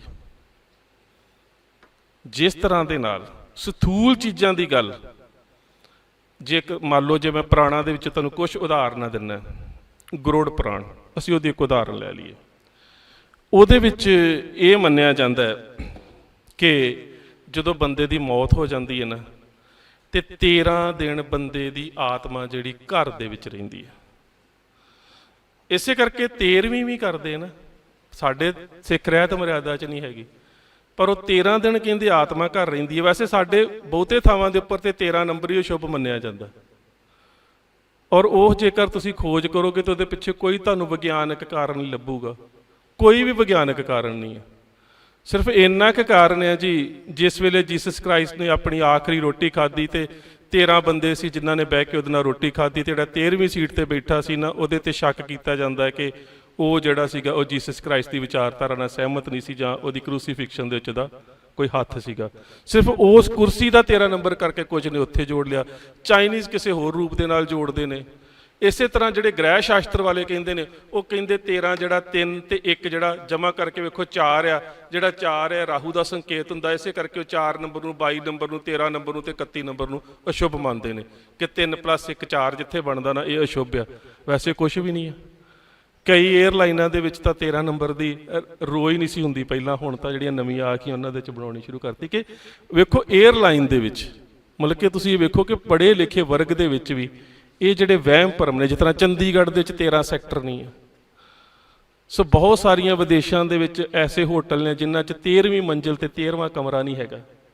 ਸੋ ਇਹਦਾ ਮਤਲਬ ਕੀ ਕਿ ਕਿਤੇ ਨਾ ਕਿਤੇ ਜਿਹੜਾ ਆਪਣੇ ਆਪ ਨੂੰ ਵਿਗਿਆਨਕ ਤੌਰ ਤੇ ਜਾਗਰੂਕ ਸਮਝਣ ਵਾਲਾ ਵਰਗ ਹੈ, ਵਹਿਮ ਭਰਮ ਦਾ ਸ਼ਿਕਾਰ ਉਹ ਵੀ ਹੈਗਾ। ਪਰ ਸਾਡੀ ਗੁਰਮਤਿ ਵਿਚਾਰਧਾਰਾ ਇਸ ਗੱਲ ਨੂੰ ਬਿਲਕੁਲ ਨਹੀਂ ਮੰਨਦੀ। ਔਰ ਜਦੋਂ ਅਸੀਂ ਕਰਮ ਸਿਧਾਂਤ ਦੀ ਗੱਲ ਕਰਦੇ, ਮੈਂ ਗਰੁੜ ਪੁਰਾਣ ਦੀ ਗੱਲ ਕਰ ਰਿਹਾ ਸੀ, ਗਰੁੜ ਪੁਰਾਣ ਦੇ ਵਿੱਚ ਇਹ ਗੱਲ ਕਹੀ ਜਾਂਦੀ ਹੈ ਕਿ ਜੋ ਤੁਸੀਂ ਇੱਥੇ ਸਥੂਲ ਰੂਪ ਦੇ ਵਿੱਚ ਵਸਤ ਜਿਹੜੀ ਹੈ ਉਹ ਦਾਨ ਕਰੋਗੇ, ਉਹ ਉੱਪਰ ਪਹੁੰਚ ਸਕਦੀ ਹੈ। ਇਹਦਾ ਪਹਿਲਾ ਭਰਮ ਤਾਂ ਗੁਰੂ ਨਾਨਕ ਸਾਹਿਬ ਨੇ ਤੋੜ ਦਿੱਤਾ ਸੀ, ਜਿਸ ਵੇਲੇ ਗੁਰੂ ਸਾਹਿਬ ਨੇ ਹਰਿਦੁਆਰ ਜਾ ਕੇ ਪਾਣੀ ਦਿੱਤਾ ਆਪਣੇ ਖੇਤਾਂ ਨੂੰ। ਕਿਉਂਕਿ ਉਦੋਂ ਕਿਹਾ ਜਾਂਦਾ ਸੀਗਾ ਕਿ ਜਿਹੜਾ ਪਾਣੀ ਹੈ, ਜੇਕਰ ਅਸੀਂ ਸੂਰਜ ਨੂੰ ਦਿੰਦੇ ਹਾਂ ਉਸ ਮਹੀਨੇ ਦੇ ਵਿੱਚ, ਅੱਸੂ ਦੇ ਮਹੀਨੇ ਦੇ ਵਿੱਚ, ਤੇ ਸਾਡੇ ਪਿੱਤਰਾਂ ਤੱਕ ਪਹੁੰਚ ਜਾਂਦਾ। ਸਾਡੇ ਪਿੱਤਰ ਜਿਹੜੇ ਨੇ ਤ੍ਰਿਪਤ ਹੋ ਜਾਂਦੇ ਨੇ। ਗੁਰੂ ਨਾਨਕ ਸਾਹਿਬ ਨੇ ਆਪਣੇ ਖੇਤਾਂ ਵੱਲ ਦੇਣਾ ਸ਼ੁਰੂ ਕਰ ਦਿੱਤਾ। ਸੋ ਇਹ ਗੱਲ ਛੋਟੀ ਨਹੀਂ ਸੀ। ਇਹ ਆ ਜਾ ਕੇ ਕਰਮ ਸਿਧਾਂਤ ਦੇ ਉੱਪਰ ਇੱਕ ਬਹੁਤ ਵੱਡਾ ਉਹਨਾਂ ਦੀ ਇੱਕ ਟਿੱਪਣੀ ਕਹਿ ਸਕਦੇ ਹੋ, ਜਾਂ ਇੱਕ ਬਹੁਤ ਵੱਡਾ ਪ੍ਰਤੀਕਰਮ ਸੀਗਾ ਕਿ ਜੇ ਤੁਹਾਡਾ ਪਾਣੀ ਪਿੱਤਰ ਲੋਕ ਤੱਕ ਜਾ ਸਕਦਾ ਤੇ ਫਿਰ ਮੇਰਾ ਪਾਣੀ ਕਰਤਾਰਪੁਰ ਸਾਹਿਬ ਤੱਕ ਕਿਉਂ ਨਹੀਂ ਜਾ ਸਕਦਾ। ਇਹਦੇ ਪਿੱਛੇ ਇੱਕ ਲੌਜਿਕ ਸੀ, ਪਰ ਅਸੀਂ ਅਜੇ ਵੀ ਛੱਡ ਦਿੱਤਾ ਹੈ ਕੁਛ। ਘਰ ਦੇ ਵਿੱਚ ਕਿਸੇ ਪ੍ਰਾਣੀ ਦੀ ਮੌਤ ਹੋ ਜਾਂਦੀ ਹੈ ਤਾਂ ਕੁਦਰਤੀ ਅਜੇ ਵੀ ਸਾਡੇ ਵਰੀਣਾ ਕਰਦੇ ਨੇ ਜੀ। ਤੇ ਵਰੀਣਾ ਕਿਉਂ ਕਰਦੇ ਨੇ? ਸਾਲ ਤੋਂ ਪਹਿਲਾਂ ਕਿਉਂਕਿ ਗਰੁੜ ਪੁਰਾਣ ਦੇ ਵਿੱਚ ਲਿਖਿਆ ਹੈ ਕਿ ਜਦੋਂ ਬੰਦਾ ਮਰ ਜਾਂਦਾ ਉਹਦੀ ਆਤਮਾ 13 ਮਹੀਨੇ ਪਿੱਤਰ ਲੋਕ 'ਚ ਰਹਿੰਦੀ ਹੈ। ਉਸ ਤੋਂ ਬਾਅਦ ਦਰਵਾਜ਼ੇ ਬੰਦ ਹੋ ਜਾਂਦੇ ਨੇ, ਤੇ ਉਸ ਤੋਂ ਪਹਿਲਾਂ ਜੋ ਕੁਛ ਤੁਸੀਂ ਉੱਪਰ ਭੇਜਣਾ ਉੱਪਰ ਭੇਜ ਸਕਦੇ। ਉਸ ਤੋਂ ਬਾਅਦ ਫਿਰ ਸਾਲ 'ਚ ਇੱਕ ਵਾਰੀ ਖੁੱਲ੍ਹਦੇ, ਸਾਰਾ ਸਾਲ ਬੰਦ ਰਹਿੰਦੇ, ਫਿਰ ਅੱਸੂ ਦੇ ਮਹੀਨੇ ਖੁੱਲ੍ਹਦੇ। ਤੇ ਇੱਥੇ ਭਾਵੇਂ ਅਸੀਂ ਮਾਂ ਬਾਪ ਨੂੰ ਕਿਤੇ ਪਾਣੀ ਦਾ ਘੁੱਟ ਨਾ ਪੁੱਛੇ, ਜਿਸ ਤਰ੍ਹਾਂ ਕਬੀਰ ਸਾਹਿਬ ਕਹਿੰਦੇ ਨਾ, ਜੀਵਤ ਪਿੱਤਰ ਨਾ ਮਾਨੇ ਕੋ ਮੋਏ ਸਰਾਧ ਕਰਾਹੀਂ, ਪਿੱਤਰ ਵੀ ਬਪਰੇ ਕਹਾ ਕੋ ਪਾਵੇ ਕਊਆ ਕੁੱਕਰ ਖਾਈ। ਤੇ ਜਦੋਂ ਬੰਦਾ ਮਰ ਜਾਂਦਾ ਧੱਕੇ ਨਾਲ ਮੂੰਹ ਖੋਲ ਕੇ ਵਿੱਚ ਘਿਓ ਸੁੱਟਦੇ, ਜਿਉਂਦਿਆਂ ਪਾਣੀ ਦਾ ਘੁੱਟ ਨਹੀਂ ਦਿੰਦੇ। ਇਸੇ ਤਰ੍ਹਾਂ ਜਿਉਂਦਿਆਂ ਰੋਟੀ ਨਹੀਂ ਦੇਣੀ, ਮਰਨ ਤੋਂ ਬਾਅਦ ਉੱਪਰੋਂ ਡਰਾਈ ਫਰੂਟ ਸੁੱਟੀ ਜਾਣਗੇ। ਇਹੀ ਕੁਐਸਚਨ ਆ ਸਾਡੇ ਵਿੱਚ। ਪਰ ਕੀ ਗੁਰੂ ਸਾਹਿਬ ਨੇ ਸਾਨੂੰ ਇਹ ਸਮਝਾਇਆ ਸੀ? ਨਹੀਂ। ਗੁਰੂ ਸਾਹਿਬ ਨੇ ਜਿਹੜੀ ਸਿੱਖਿਆ ਦਿੱਤੀ ਉਹਨੂੰ ਸਮਝਣ ਦਾ ਯਤਨ ਕਰੀਏ। ਗੁਰੂ ਨਾਨਕ ਸੱਚੇ ਪਾਤਸ਼ਾਹ ਜਿਸ ਵੇਲੇ ਆਪਣੇ ਪਹਿਲੇ ਪ੍ਰਚਾਰਕ ਦੌਰੇ ਦੇ ਦੌਰਾਨ ਲਾਹੌਰ ਗਏ ਨਾ, ਤੇ ਮਰਦਾਨਾ ਜੀ ਨੂੰ ਲਾਹੌਰ ਜਾ ਕੇ ਇੱਕ ਸਵਾਲ ਕਰਦੇ ਨੇ, ਕਹਿੰਦੇ ਮਰਦਾਨਾ ਕਿਸਕਾ ਗ੍ਰਹਿ ਹੈ, ਧਵਜ ਝੂਲ ਰਿਹਾ ਵੀ ਝੰਡਾ ਲੱਗਾ ਘਰ ਦੇ ਉੱਪਰ, ਕਿਹਦਾ ਘਰ ਆ? ਅਮੀਰ ਘਰ ਸੀਗਾ ਦੁਨੀ ਚੰਦ ਦਾ। ਬੜੇ ਲੋਕਾਂ ਦਾ ਉੱਤੇ ਇਕੱਠ, ਤੇ ਗੁਰੂ ਨਾਨਕ ਸਾਹਿਬ ਚਲੇ ਗਏ ਦੁਨੀ ਚੰਦ ਦੇ ਕੋਲ ਤੇ ਜਾ ਕੇ ਕਹਿੰਦੇ ਦੁਨੀ ਚੰਦ ਕੀ ਕਰ ਰਿਹਾ? ਇਹ ਕਰਮਕਾਂਡ ਦੀ ਗੱਲ ਹੈ। ਦੁਨੀ ਚੰਦ ਕੀ ਕਰ ਰਿਹਾ? ਉਹ ਕਹਿੰਦਾ ਕਿ ਮਹਾਤਮਾ ਜੀ ਪਿਤਾ ਦੇ ਸ਼ਰਾਧ ਕਰ ਰਹੇ ਹਾਂ। ਸ਼ਰਾਧ ਦਾ ਸੰਸਕ੍ਰਿਤ ਚ ਅਰਥ ਹੈ ਸ਼ਰਧਾ ਦੇ ਨਾਲ ਕੀਤਾ ਹੋਇਆ ਕਰਮ। ਤੇ ਸ਼ਰਾਧ ਦੇ ਵਿੱਚ ਇਹ ਮੰਨਿਆ ਜਾਂਦਾ ਹੈ ਕਿ ਉਹਨਾਂ ਦਿਨਾਂ ਦੇ ਵਿੱਚ ਜੋ ਕਰ ਤੁਸੀਂ ਇੱਥੇ ਆਪਣੇ ਧਾਰਮਿਕ ਪੁਰੋਹਿਤ ਨੂੰ ਦਿਓਗੇ ਨਾ, ਉਹ ਸਾਰਾ ਉੱਪਰ ਭੇਜ ਦੇਗਾ। ਤੇ ਪਾਤਸ਼ਾਹ ਕਹਿੰਦੇ ਇਹਦੇ ਨਾਲ ਕੀ ਹੋਵੇਗਾ? ਇਹ ਨਾ ਸੋਚਿਓ ਸਿੱਖ ਸ਼ਰਾਧ ਨਹੀਂ ਕਰਦੇ। ਅਸੀਂ ਵੀ ਬਿਰਤਕ ਪ੍ਰਾਣੀ ਤੋਂ ਬਾਅਦ ਗੁਰਦੁਆਰੇ ਦੇ ਵਿੱਚ ਜੁੱਤੀ, ਬਿਸਤਰਾ, ਭਾਂਡੇ ਸਭ ਕੁਝ ਰੱਖ ਕੇ ਆਉਨੇ, ਕਰਦੇ ਅਸੀਂ ਵੀ ਹਾਂ, ਰੂਪ ਬਦਲ ਲੈਨੇ ਅਸੀਂ। ਉਹ ਕਹਿੰਦਾ ਪਾਤਸ਼ਾਹ ਮਹਾਤਮਾ ਜੀ, ਇਹ ਜੋ ਕੁਛ ਮੈਂ ਆਪਣੇ ਧਾਰਮਿਕ ਪੁਰੋਹਿਤ ਨੂੰ ਦੇਵਾਂਗਾ ਸਭ ਕੁਝ ਉੱਪਰ ਪਹੁੰਚ ਜਾਵੇਗਾ। ਤੇ ਪਾਤਸ਼ਾਹ ਨੇ ਬਗਲ ਚੋਂ ਕੱਢ ਕੇ ਇੱਕ ਸੂਈ ਦੇ ਦਿੱਤੀ। ਕਹਿੰਦੇ ਆਹ ਮੇਰੇ ਕੋਲ ਇੱਕ ਸੂਈ ਲੈ ਲਓ, ਜਦੋਂ ਤੁਹਾਡੇ ਧਾਰਮਿਕ ਪੁਰੋਹਿਤ, ਤੁਹਾਡੇ ਧਰਮ ਗੁਰੂ ਆਉਣਗੇ ਨਾ, ਉਹਨਾਂ ਨੂੰ ਇੱਕ ਸੂਈ ਦੇ ਦਿਓ, ਕਹਿਣਾ ਕਿ ਜਿੱਥੇ ਤੁਹਾਡੇ ਬਾਪੂ ਵਾਸਤੇ ਇੰਨੀਆਂ ਚੀਜ਼ਾਂ ਉੱਪਰ ਭੇਜਣੇ ਨੇ, ਬਰਤਨ, ਬਸਤਰ, ਧਨ ਤੇ ਅੰਨ ਪਦਾਰਥ, ਉੱਥੇ ਮੇਰੀ ਇੱਕ ਸੂਈ ਭੇਜ ਦੇਣ, ਮੈਂ ਉੱਪਰ ਜਾ ਕੇ ਆ ਕੇ ਵਾਪਸ ਲੈ ਲੂੰਗਾ। ਇਹ ਕਹਿ ਕੇ ਗੁਰੂ ਸਾਹਿਬ ਤਾਂ ਬਾਹਰ ਆ ਗਏ ਤੇ ਆ ਗਏ ਫਿਰ ਘਰ ਦੇ ਵਿੱਚ ਖਾਣ ਦੇ ਵਾਸਤੇ ਧਰਮ ਗੁਰੂ ਜੀ। ਤੇ ਫਿਰ ਸਭ ਕੁਝ ਖਾਧਾ ਜਾਂਦਾ ਜੋ ਕੁਛ ਵੀ ਹੋਵੇ। ਮੈਂ ਤੁਹਾਨੂੰ ਇੱਥੋਂ ਦੀ ਦਿੱਲੀ ਦੇ ਲਾਗੇ ਦੀ ਇੱਕ ਗੱਲ ਦੱਸਦਾ। ਉਦੋਂ ਮੈਂ ਚੰਡੀਗੜ੍ਹ ਪੜ੍ਹਦਾ ਸੀ ਤੇ ਇੱਕ ਹਿੰਦੂ ਪਰਿਵਾਰ ਦੀ ਬੱਚੀ ਮੇਰੀ ਕਲਾਸਮੇਟ ਸੀ। ਤਾਂ ਉਹਦੇ ਦਾਦਾ ਜੀ ਦੀ ਮੌਤ ਹੋ ਗਈ, ਕੁਛ ਦਿਨ ਉਹ ਕਲਾਸ ਦੇ ਵਿੱਚ ਨਾ ਆਈ। ਤੇ ਜਦੋਂ ਬਾਅਦ ਦੇ ਵਿੱਚ ਆਈ ਤੇ ਆਪਾਂ ਬੈਠੇ, ਮੈਨੂੰ ਪੁੱਛਿਆ, ਮੈਂ ਕਿਹਾ ਵੀ ਕੀ ਗੱਲ ਹੋਈ, ਤੇਰੇ ਦਾਦਾ ਜੀ ਨੂੰ ਕੀ ਕੁਛ ਹੋਇਆ? ਉਹਨੇ ਇੱਕ ਕਹਾਣੀ ਬੜੀ ਵਧੀਆ ਦੱਸੀ। ਉਹ ਖੁਦ ਡਾਕਟਰ ਸੀ, ਸਾਡੇ ਨਾਲ ਮੈਡੀਕਲ ਦੀ ਸਟੂਡੈਂਟ ਸੀ। ਉਹ ਕਹਿੰਦੀ ਜਦੋਂ ਮੇਰੇ ਦਾਦਾ ਜੀ ਦੀ ਮੌਤ ਹੋਈ ਨਾ, ਤੇ ਉਹਨਾਂ ਨੂੰ ਮੰਜੇ ਤੋਂ ਉਤਾਰ ਕੇ ਨਾ ਉਹਨਾਂ ਦੇ ਲਾਗੇ ਇੱਕ ਦੀਵਾ ਰੱਖਿਆ ਸੀ, ਅਜੇ ਵੀ ਰੱਖਦੇ ਜੇ ਕਈ ਲੋਕ। ਕਹਿੰਦੀ ਮੈਂ ਕਿਹਾ ਇਹ ਕਿਉਂ ਰੱਖਿਆ? ਕਹਿੰਦੇ ਆਤਮਾ ਨੂੰ ਰਾਹ ਦਿਖਾਉਣ ਦੇ ਵਾਸਤੇ। ਕਹਿੰਦੀ ਮੈਂ ਦੀਵੇ ਦੀ ਕੀ ਲੋੜ ਹੈ, ਕੋਈ ਵਧੀਆ ਜੀ ਫੈਂਸੀ ਲਾਈਟ ਰੱਖੋ, ਵੀ ਰਾਹ ਹੀ ਵਿਖਾਉਣਾ ਤੇ ਫਿਰ ਲਾਈਟ ਤੇ ਜ਼ਿਆਦਾ ਹੋਵੇ ਨਾ। ਕਹਿੰਦੀ ਪੰਡਤ ਜੀ ਨੇ ਮੇਰੇ ਵੱਲ ਬੜਾ ਗੁੱਸੇ ਜੇ ਨਾਲ ਵੇਖਿਆ ਵੀ ਇਹ ਤਾਂ ਨਾ। ਤੇ ਕਹਿੰਦੀ ਦਾਦਾ ਜੀ ਦੀ ਮੌਤ ਹੋਈ ਸੀ ਡਾਇਬੀਟੀਜ਼ ਦੇ ਨਾਲ। ਕਹਿੰਦੀ ਪੰਡਤ ਜੀ ਨੇ ਰੋਜ਼ ਆਉਣਾ ਤੇ ਚੱਲ ਖੀਰ, ਚੱਲ ਗੁਲਾਬ ਜਾਮਨੂੰ, ਚੱਲ ਰਸਗੁੱਲੇ, ਰੋਜ਼ ਮਿੱਠੀਆਂ ਚੀਜ਼ਾਂ। ਤੇ ਕਹਿੰਦੀ ਮੈਂ ਆਪਣੇ ਬਾਪੂ ਨੂੰ ਪੁੱਛਣਾ ਵੀ ਕਿਉਂ ਖਾਂਦੇ ਨੇ? ਕਹਿੰਦੇ ਤੇਰੇ ਬਾਪੂ ਤੇਰੇ ਦਾਦੇ ਨੂੰ ਤ੍ਰਿਪਤ ਕਰ ਰਿਹਾ, ਉੱਤੇ ਜਾ ਰਿਹਾ। ਕਹਿੰਦੀ 4 ਕੁ ਦਿਨ ਖਾਂਦਾ ਰਿਹਾ ਤੇ ਕਹਿੰਦੀ 5ਵੇਂ ਦਿਨ ਮੈਂ ਇੰਸੂਲਿਨ ਦਾ ਇੰਜੈਕਸ਼ਨ ਲੈ ਕੇ ਲਾਗੇ ਬਹਿ ਗਈ। ਕਹਿੰਦੀ ਪੰਡਤ ਜੀ ਵੇਖਣ ਮੇਰੇ ਵੱਲ, ਕਹਿੰਦੇ ਕੀ ਗੱਲ ਹੈ ਪੁੱਤ, ਟੀਕਾ ਕਿਹਨੂੰ ਲਾਉਣਾ? ਕਹਿੰਦੀ ਤੁਹਾਨੂੰ ਲਾਉਣਾ ਜੀ, ਜਿੰਨਾ ਤੁਸੀਂ ਮਿੱਠਾ ਖਾ ਰਹੇ ਉੱਤੇ ਮੇਰੇ ਬਾਪੂ ਦਾ ਬਹੁਤ ਬੁਰਾ ਹਾਲ ਹੋ ਗਿਆ ਹੋਣਾ, ਹੁਣ ਦਵਾਈ ਵੀ ਤੁਹਾਡੇ ਰਾਹੀਂ ਉੱਪਰ ਜਾਊਗੀ। ਕਹਿੰਦੀ ਉਸ ਤੋਂ ਬਾਅਦ ਸਾਡੇ ਘਰ ਉਹ ਖਾਣ ਨਹੀਂ ਆਏ। ਸੋ ਉਹਦਾ ਕਾਰਨ ਕੀ ਸੀ? ਮੈਂ ਤੁਹਾਨੂੰ ਇਹ ਦੱਸਣ ਦਾ ਯਤਨ ਕੀਤਾ ਕਿ ਹਿੰਦੂ ਪਰਿਵਾਰ ਦੇ ਵਿੱਚ ਜੰਮੀ ਪਲੀ ਬੱਚੀ ਜੇ ਇਸ ਗੱਲ ਨੂੰ ਸਮਝ ਗਈ ਤੇ ਅਸੀਂ ਕਦੋਂ ਸਮਝਣਾ? ਜਿਨ੍ਹਾਂ ਦੇ ਕੋਲ ਗੁਰੂ ਸਾਹਿਬ ਦੀ ਬਾਣੀ ਦਾ ਇੰਨਾ ਵੱਡਾ ਖਜ਼ਾਨਾ ਹੋਵੇ, ਉਹਨਾਂ ਕਦੋਂ ਸਮਝਣਾ? ਸੋ ਗੁਰੂ ਨਾਨਕ ਸਾਹਿਬ ਨੇ ਬਹੁਤ ਪਿਆਰਾ ਉੱਥੇ ਉਪਦੇਸ਼ ਦਿੱਤਾ। ਗੁਰੂ ਪਾਤਸ਼ਾਹ ਉਸ ਵੇਲੇ ਦੁਨੀ ਚੰਦ ਨੂੰ ਸੂਈ ਦੇ ਕੇ ਤੇ ਆ ਗਏ। ਤੇ ਜਦੋਂ ਘਰ ਦੇ ਵਿੱਚ ਆਇਆ ਉਹਦਾ ਧਰਮ ਗੁਰੂ, ਤੇ ਉਸ ਨੇ ਜਦੋਂ ਮਹਾਮੁਕਤੀ ਮੰਤਰ ਪੜ੍ਹਿਆ ਤੇ ਦੁਨੀ ਚੰਦ ਨੇ ਸੂਈ ਕੱਢ ਕੇ ਰੱਖ ਦਿੱਤੀ। ਕਹਿੰਦਾ ਘਰ ਦੇ ਵਿੱਚ ਮਹਾਤਮਾ ਆਏ ਸੀ, ਕਹਿੰਦੇ ਸੂਈ ਉੱਪਰ ਪਹੁੰਚਾ ਦੇ, ਉੱਥੇ ਜਾ ਕੇ ਮੈਂ ਆਪੇ ਲੈ ਲੂੰਗਾ। ਹੁਣ ਜਿਹੜਾ ਵਿਚਾਰਾ ਧਰਮ ਗੁਰੂ ਸੀ ਉਹਦੇ ਤੇ ਪੈਰਾਂ ਹੇਠੋਂ ਜ਼ਮੀਨ ਨਿਕਲ ਗਈ ਵੀ ਬਾਕੀ ਸਮਾਨ ਤਾਂ ਘਰ ਜਾਣਾ, ਸੂਈ ਦਾ ਕੀ ਕਰਨਾ? ਉਹ ਕਹਿੰਦਾ ਇਹ ਨਹੀਂ ਉੱਪਰ ਜਾ ਸਕਦੀ। ਦੁਨੀ ਚੰਦ ਚੱਕਰਾਂ 'ਚ ਪੈ ਗਿਆ ਵੀ ਜੇ ਇੰਨਾ ਕੁਛ ਜਾਣਾ ਤੇ ਇਹ ਕਿਉਂ ਨਹੀਂ ਜਾ ਸਕਦੀ? ਖੈਰ ਉਹ ਚਲਾ ਗਿਆ ਤੇ ਦੁਨੀ ਚੰਦ ਦੀ ਘਰ ਵਾਲੀ ਉਹਨੂੰ ਪੁੱਛਦੀ ਹੈ, ਕਹਿੰਦੀ ਵੀ ਤੁਸੀਂ ਚਿੰਤਾ ਤੁਰ ਕਿਉਂ ਲੱਗ ਰਹੇ ਹੋ? ਕਹਿੰਦਾ ਚਿੰਤਾ ਇਸ ਗੱਲ ਦੀ ਹੈ ਕਿ ਮਹਾਂਪੁਰਸ਼ ਮਹਾਤਮਾ ਸੂਈ ਦੇ ਕੇ ਗਏ ਸੀ ਤੇ ਪੁਜਾਰੀ ਜੀ ਕਹਿੰਦੇ ਉੱਪਰ ਨਹੀਂ ਜਾਣੀ। ਕਹਿੰਦੀ ਫਿਰ ਕੀ ਹੋਇਆ, ਮਹਾਤਮਾ ਦੀ ਸੂਈ ਆਪਾਂ ਵਾਪਸ ਕਰ ਦਿੰਦੇ। ਉਹ ਸੂਈ ਦੇਣ ਵਾਸਤੇ ਗੁਰੂ ਨਾਨਕ ਸਾਹਿਬ ਨੂੰ ਕਹੇ, ਤੇ ਜਦੋਂ ਗੁਰੂ ਨਾਨਕ ਸਾਹਿਬ ਦੇ ਕੋਲ ਜਾ ਕੇ ਬੈਠੇ ਤੇ ਗੁਰੂ ਨਾਨਕ ਸਾਹਿਬ ਨੂੰ ਜਾ ਕੇ ਸੂਈ ਵਾਪਸ ਕਰ ਦਿੱਤੀ। ਪਾਤਸ਼ਾਹ ਕਹਿੰਦੇ ਵੀ ਕੀ ਗੱਲ, ਵਾਪਸ ਕਿਉਂ ਕਰਨ ਆਏ ਹੋ? ਉਹ ਕਹਿੰਦੇ ਪਾਤਸ਼ਾਹ ਉੱਪਰ ਨਹੀਂ ਜਾ ਸਕਦੀ। ਤੇ ਫਿਰ ਜਿਹੜਾ ਗੁਰੂ ਨਾਨਕ ਸਾਹਿਬ ਨੇ ਉਪਦੇਸ਼ ਦਿੱਤਾ ਨਾ, ਉਹ ਆਸਾ ਦੀ ਵਾਰ 'ਚ ਅਸੀਂ ਰੋਜ਼ ਪੜ੍ਹਦੇ ਹਾਂ ਪਰ ਅਮਲ ਨਹੀਂ ਕਰਦੇ।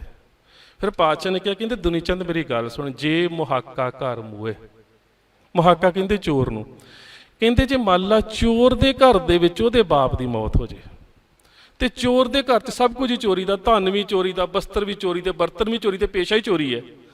ਕਹਿੰਦੇ ਉਹਦੇ ਮਨ ਦੇ ਵਿੱਚ ਵੀ ਇਹ ਗੱਲ ਤਾਂ ਆਵੇਗੀ ਨਾ ਕਿ ਜੇ ਸਾਰਿਆਂ ਦੇ ਬਾਪੂ ਉੱਥੇ ਖਾਂਦੇ ਨੇ ਖੀਰ ਤੇ ਪਰੌਂਠੇ, ਮੇਰਾ ਬਾਪੂ ਭੁੱਖਾ ਕਿਉਂ ਬੈਠਾ ਹੋਵੇ? ਕਹਿੰਦਾ ਉਹ ਵੀ ਆਪਣੇ ਘਰ ਦੇ ਵਿੱਚ ਸੱਦੇਗਾ ਆਪਣੇ ਧਰਮ ਗੁਰੂ ਨੂੰ, ਘਰ ਮੈਂ ਪਿਤਰੀ ਦੇ, ਉਹ ਵੀ ਘਰ 'ਚ ਸ਼ਰਾਧ ਕਰੇਗਾ। ਤੇ ਜਿਹੜੀਆਂ ਸਾਰੀਆਂ ਚੀਜ਼ਾਂ ਜੋ ਉਹ ਦਵੇਗਾ ਜੇ ਸੱਚੀ ਉੱਪਰ ਜਾਂਦੀਆਂ ਹੋਣ, ਤੇ ਜਿਨ੍ਹਾਂ ਦੇ ਘਰ 'ਚੋਂ ਸਮਾਨ ਚੋਰੀ ਕੀਤਾ ਉਹਨਾਂ ਦੇ ਵੱਡੇ ਵਡੇਰੇ ਮਰ ਕੇ ਉੱਪਰ ਬੈਠੇ ਹੋਣੇ। ਤੇ ਜਦੋਂ ਚੋਰ ਦਾ ਬਾਪੂ ਉੱਤੇ ਹੋਵੇਗਾ ਤੇ ਉਹ ਸਮਾਨ ਉੱਥੇ ਜਾਵੇਗਾ ਤੇ ਅੱਗੇ ਵਸਤ ਸਿਆਣੀਏ ਤੇ ਉਹਨਾਂ ਨੇ ਆਪਣੀਆਂ ਚੀਜ਼ਾਂ ਪਛਾਣ ਲੈਣੀਆਂ ਤੇ ਉਹਨਾਂ ਨੇ ਚੋਰ ਦਾ ਬਾਪੂ ਉੱਤੇ ਢਾਹ ਲੈਣਾ ਵੀ ਤੁਹਾਡਾ ਮੁੰਡਾ ਸਾਡੇ ਘਰੋਂ ਸਮਾਨ ਚੋਰੀ ਕਰਕੇ ਉੱਤੇ ਸਮਗਲ ਕਰੀ ਜਾਂਦਾ ਹੈ ਨਾ। ਫਿਰ ਕਹਿੰਦੇ ਦੋਸ਼ੀ ਕੌਣ ਆ? ਤੇ ਪਾਤਸ਼ਾਹ ਕਹਿੰਦੇ ਵੱਡੀਏ ਹੱਥ ਮੁਸਫੀ ਇਹ ਪਰ ਨਾਨਕ ਅੱਗੇ ਸੇਵਲੇ ਜੇ ਖੱਟੇ ਕਾਲੇ ਦੇ। ਸੋ ਗੁਰਦੇਵ ਪਾਤਸ਼ਾਹ ਨੇ ਸਾਨੂੰ ਇੰਨਾ ਪਿਆਰਾ ਇਹਨਾਂ ਗੁਰਬਾਣੀ ਦੇ ਉਦਾਹਰਨਾਂ ਦੇ ਦੇ ਕੇ ਸਾਨੂੰ ਸਮਝਾਉਣ ਦਾ ਯਤਨ ਕੀਤਾ, ਪਰ ਪਤਾ ਨਹੀਂ ਕਿਉਂ ਅਸੀਂ ਅਜੇ ਵੀ ਉਹਨਾਂ ਵਹਿਮਾਂ ਭਰਮਾਂ ਦੇ ਵਿੱਚੋਂ, ਇਹਨਾਂ ਕਰਮਕਾਂਡਾਂ ਦੇ ਵਿੱਚੋਂ ਅਸੀਂ ਨਿਕਲਣ ਦਾ ਯਤਨ ਨਹੀਂ ਕਰਦੇ। ਗੁਰਬਾਣੀ ਦੇ ਵਿੱਚ ਬਹੁਤ ਥਾਵਾਂ 'ਤੇ ਨਾ ਕਾਮਣਿਆਰੀ ਕਾਮਣ ਕਰਕੇ ਇੱਕ ਜ਼ਿਕਰ ਆਉਂਦਾ, ਜਿਹੜੀ ਔਰਤ ਧਾਗੇ ਤਵੀਤ ਕਰਦੀ ਹੈ। ਸੋ ਕਿਸੇ ਸਮੇਂ ਬੰਗਾਲ ਦੇ ਵਿੱਚ ਜਾਂ ਅਹੋਮ ਕਬੀਲੇ ਦੇ ਵਿੱਚ ਇਸ ਦਾ ਬੜਾ ਹੁੰਦਾ ਸੀਗਾ। ਤੇ ਹੁਣ ਤੁਸੀਂ ਪੰਜਾਬ ਦੇ ਵਿੱਚ ਕਿਸੇ ਲੀਡਰ ਦੀ ਬਾਂਹ ਤਾਂਹ ਕਰਾ ਕੇ ਵੇਖ ਲਓ, ਹਰ ਇੱਕ ਦੇ ਲੀਡਰ ਦੇ ਹੱਥ ਦੇ ਉੱਪਰ ਲਾਲ ਧਾਗੇ ਵੱਜੇ ਹੁੰਦੇ, ਹਰ ਇੱਕ ਦੇ ਹੱਥ ਦੇ ਉੱਪਰ। ਉਹ ਬੰਦਾ ਇੱਕ ਵਹਿਮ ਹੈ, ਇੱਕ ਡਰ ਸਿਰਜਿਆ ਗਿਆ। ਸੋ ਉਸ ਡਰ ਦੇ ਵਿੱਚ ਉਹਨਾਂ ਨੂੰ ਇੰਝ ਲੱਗਦਾ ਕਿ ਜੇਕਰ ਅਸੀਂ ਹੱਥ ਦੇ ਉੱਪਰ ਲਾਲ ਧਾਗਾ ਬੰਨ੍ਹ ਲਿਆ ਤੇ ਸ਼ਾਇਦ ਸਾਡੀ ਗੱਡੀ ਸਲਾਮਤ ਰਹਿ ਜਾਣੀ ਹੈ। ਪਰ ਮੈਂ ਵੇਖਿਆ ਰਹੀ ਕਿਸੇ ਦੀ ਨਹੀਂ, ਉਹ ਲਾਲ ਧਾਗੇ ਬੰਨ੍ਹ ਕੇ ਵੀ ਜੇਲ੍ਹਾਂ 'ਚ ਗਏ ਨੇ, ਫਾਇਦਾ ਕੋਈ ਨਹੀਂ ਹੋਇਆ। ਸੋ ਇਹਦਾ ਕੀ ਕਿ ਜੋ ਗੁਰਦੇਵ ਪਾਤਸ਼ਾਹ ਨੇ ਸਾਨੂੰ ਬਖਸ਼ਿਸ਼ ਕੀਤੀ, ਗੁਰੂ ਪਾਤਸ਼ਾਹ ਨੇ ਤਾਂ ਇੰਨੀ ਜ਼ਿਆਦਾ ਰਹਿਮਤ ਦੇ ਨਾਲ ਸਾਨੂੰ ਕੱਲੀ ਕੱਲੀ ਗੱਲ ਨੂੰ ਸਮਝਾਇਆ। ਔਰ ਗੁਰੂ ਪਾਤਸ਼ਾਹ ਨੇ ਤਾਂ ਇਹ ਵੀ ਦੱਸ ਦਿੱਤਾ ਕਿ ਇਹ ਲੋਕ ਕੇਵਲ ਤੇ ਕੇਵਲ ਆਪਣੀ ਆਰਥਿਕ ਦਸ਼ਾ ਨੂੰ ਸੁਧਾਰਨ ਦੇ ਵਾਸਤੇ ਇਹ ਕੰਮ ਕਰਦੇ ਨੇ। ਤੁਹਾਡੀ ਆਰਥਿਕ ਲੁੱਟ ਹੁੰਦੀ ਹੈ। ਗੁਰੂ ਗੋਬਿੰਦ ਸਿੰਘ ਮਹਾਰਾਜ ਦੇ ਸਮੇਂ ਦੀ ਮੈਂ ਤੁਹਾਨੂੰ ਇੱਕ ਉਦਾਹਰਨ ਦਿੰਦਾ। ਗੁਰੂ ਗੋਬਿੰਦ ਸਿੰਘ ਮਹਾਰਾਜ ਕੁਰੂਕਸ਼ੇਤਰ ਗਏ, ਉਹਨਾਂ ਨੇ ਵੇਖਿਆ ਕਿ ਬਹੁਤ ਸਾਰੇ ਲੋਕ ਪਿੰਡ ਭਰਾਉਣ ਆਏ ਨੇ, ਕਿਉਂਕਿ ਗੁਰੜ ਪੁਰਾਣ ਦੇ ਵਿੱਚ ਲਿਖਿਆ ਹੈ ਕਿ ਜੇਕਰ ਤੁਸੀਂ ਆਪਣੇ ਪਿੱਤਰਾਂ ਨੂੰ, ਹੁਣ ਉਹ ਥੋੜ੍ਹਾ ਨਕਸ਼ੇ ਨੂੰ ਸਮਝਣ ਦਾ ਯਤਨ ਕਰਿਓ, ਜਾਂ ਗੁਰੜ ਪੁਰਾਣ ਨੂੰ ਕਿਤੇ ਪੜ੍ਹ ਲਿਓ ਜਾਂ ਥੋੜ੍ਹਾ ਨਕਸ਼ਾ ਸਮਝ ਲਓ। ਕਹਿੰਦੇ ਕਿ ਇੱਧਰਲੇ ਪਾਸੇ ਸਵਰਗ ਆ, ਇੱਧਰਲੇ ਪਾਸੇ ਪਿੱਤਰ ਲੋਕ ਤੇ ਨਰਕ ਆ, ਵਿਚਕਾਰ ਇੱਕ ਨਦੀ ਪੈਂਦੀ ਹੈ ਜਿਹਨੂੰ ਵੈਤਰਨੀ ਕਹਿੰਦੇ ਆ, ਤੇ ਉਹ ਨਦੀ ਪਾਰ ਕਰਕੇ ਇੱਧਰਲੇ ਪਾਸਿਓਂ ਉੱਧਰ ਉਹੀ ਜਾ ਸਕਦਾ ਜਿਹਦੇ ਬੱਚੇ ਗਊ ਦਾਨ ਕਰਨ, ਕਿ ਗਊ ਜਿਹੜੀ ਹੈ ਨਾ ਉਹੋ ਹੀ ਉਹਨੂੰ ਉਸ ਪਾਸੇ ਪਾਰ ਲਗਾ ਸਕਦੀ ਹੈ। ਸੋ ਇਹਦਾ ਮਤਲਬ ਕਿ ਜੇ ਕਿਸੇ ਦਾ ਪਰਿਵਾਰ ਗਊ ਦਾਨ ਕਰਨ ਦੀ ਸਮਰੱਥਾ ਨਹੀਂ ਰੱਖਦਾ, ਉਹ ਸਵਰਗਾਂ ਦੇ ਵਿੱਚ ਨਹੀਂ ਜਾ ਸਕਦਾ, ਉਹ ਵਿਚਾਰਾ ਉੱਥੇ ਰਹਿੰਦਾ। ਮੈਂ ਲੋਕ ਧਾਰਾ, ਇੱਕ ਪੰਜਾਬ ਦੀਆਂ ਲੋਕ ਧਾਰਾਂ ਦੇ ਉੱਪਰ ਇੱਕ ਕਿਤਾਬ ਹੈ, ਉਹਦੀ ਗੱਲ ਕਰਕੇ ਫਿਰ ਗੁਰੂ ਸਾਹਿਬ ਦੀ ਉਦਾਹਰਨ ਦਿੰਦਾ। ਕਿਤੇ ਵਿਚਾਰੇ ਗਰੀਬ ਕਿਸਾਨ ਦਾ ਪਿਓ ਮਰ ਗਿਆ, ਤੇ ਵਿਚਾਰਾ ਬੜਾ ਗਰੀਬ ਸੀ, ਉਹਦੇ ਕੋਲ ਬਹੁਤ ਜ਼ਿਆਦਾ ਪੈਸੇ ਨਹੀਂ ਸੀ ਵੀ ਉਹ ਘਰ ਦੇ ਵਿੱਚ ਕੋਈ ਇਵੇਂ ਦਾ ਕਰਮਕਾਂਡ ਕਰ ਸਕੇ। ਪਰ ਜਦੋਂ ਪਿੰਡ ਦੇ, ਉਸ ਪਿੰਡ ਦਾ ਜਿਹੜਾ ਧਾਰਮਿਕ ਆਗੂ ਸੀ, ਉਹਨੇ ਸੋਚਿਆ ਨਾ ਵੀ ਅੱਜ ਇਹਨੇ ਗਊ ਦਾਨ ਨਹੀਂ ਕੀਤੀ, ਕੱਲ੍ਹ ਨੂੰ ਕੋਈ ਹੋਰ ਨਹੀਂ ਕਰੇਗਾ, ਪਰਸੋਂ ਨੂੰ ਕੋਈ ਹੋਰ ਨਹੀਂ ਕਰੇਗਾ, ਤੇ ਜੇ ਸਾਰੇ ਲੋਕੀ ਹਟ ਗਏ ਤੇ ਮੇਰਾ ਕੰਮ ਕਿਵੇਂ ਚੱਲਣਾ। ਉਹਨਾਂ ਤੀਜੇ ਕੁ ਦਿਨ ਉਹਦੇ ਘਰ ਗਿਆ, ਦਰਵਾਜ਼ਾ ਖੜਕਾਇਆ, ਕਹਿੰਦਾ ਟਹਿਲ ਸਿਆਂ ਘਰ ਆ? ਕਹਿੰਦਾ ਘਰੇ ਹੀ ਆ। ਕਹਿੰਦਾ ਰਾਤੀ ਤੇਰਾ ਬਾਪੂ ਸੁਪਨੇ 'ਚ ਆਇਆ ਸੀ, ਬੜਾ ਰੋਣ ਦਿਆ ਸੀ। ਮੈਂ ਕਹਿੰਦਾ ਕਿਹੜੀ ਗੱਲੋਂ ਰੋਣ ਦਿਆ ਸੀ? ਕਹਿੰਦਾ ਇਸ ਕਰਕੇ ਰੋਣ ਦਿਆ ਸੀ ਵੀ ਉਹ ਨਦੀ ਦੇ ਕੰਢੇ 'ਤੇ ਖਲੋਤਾ ਨਰਕਾਂ ਵਾਲੇ ਪਾਸੇ, ਤੇ ਤੂੰ ਗਊ ਦਾਨ ਨਹੀਂ ਕੀਤੀ, ਉਹ ਸਵਰਗਾਂ 'ਚ ਨਹੀਂ ਜਾ ਸਕਦਾ ਵਿਚਾਰਾ, ਤੇ ਬੜਾ ਦੁਖੀ ਸੀ।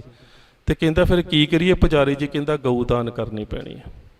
ਹੁਣ ਘਰ ਦੇ ਵਿੱਚ ਇੱਕੋ ਗਊ ਸੀ ਵਿਚਾਰੀ, ਜਿਹਦਾ ਦੁੱਧ ਦੱਧ ਵੇਚ ਕੇ ਗੁਜ਼ਾਰਾ ਕਰਦੇ ਸੀ, ਜਿਹਦਾ ਦੁੱਧ ਪੀਂਦੇ ਸੀ, ਵੇਚਦੇ ਸੀ, ਘਰ ਦਾ ਕੰਮ ਚੱਲਦਾ ਸੀ। ਉਹ ਘਰ ਵਾਲੀ ਵਿਚਾਰੀ ਤਾਂ ਬਥੇਰਾ ਲੜੇ ਵੀ ਅਸੀਂ ਨਹੀਂ ਦੇਣੀ। ਕਹਿੰਦਾ ਕੋਈ ਗੱਲ ਨਹੀਂ, ਭਾਗਵਾਨੇ ਹੁਣ ਬਾਪੂ ਵੀ ਤਾਂ ਸਵਰਗਾਂ 'ਚ ਪਹੁੰਚਾਉਣਾ ਨਾ, ਹੁਣ ਕੁਛ ਨਾ ਕੁਛ ਤਾਂ ਕਰਨਾ ਹੀ ਪੈਣਾ, ਕੌੜਾ ਕੁੱਟ। ਸੋ ਜੀ ਕਰਕੇ ਦੇ ਦਿੱਤੀ ਉਹਨੂੰ। ਜਿਹੜਾ ਪੁਜਾਰੀ ਆ ਉਸਨੂੰ ਗਊ ਖੋਲ ਕੇ ਦੇ ਦਿੱਤੀ ਵੀ ਆ ਲੈ ਮੇਰਾ ਬਾਪੂ ਜਿਹੜਾ ਪਾਰ ਕਰਾ ਦੇ। ਇੱਕ ਦਿਨ ਲੰਘਿਆ, 2 ਦਿਨ ਲੰਘਿਆ, 3 ਦਿਨ ਲੰਘੇ, ਚੌਥੇ ਕੁ ਦਿਨ ਜਿਹੜਾ ਜ਼ਮੀਂਦਾਰ ਸੀ ਨਾ, ਉਹ ਫਿਰ ਉਸ ਪੁਜਾਰੀ ਦੇ ਘਰ ਚਲਾ ਗਿਆ। ਜਾ ਕੇ ਉਸਦਾ ਦਰਵਾਜ਼ਾ ਖੜਕਾਇਆ, ਉਸਨੇ ਦਰਵਾਜ਼ਾ ਖੋਲ੍ਹਿਆ। ਕਹਿੰਦਾ ਹੋਰ ਸੁਣਾਓ ਪੰਡਤ ਜੀ, ਠੀਕ ਠਾਕ ਹੋ? ਕਹਿੰਦਾ ਹਾਂ ਬਿਲਕੁਲ ਠੀਕ ਠਾਕ ਹੈ।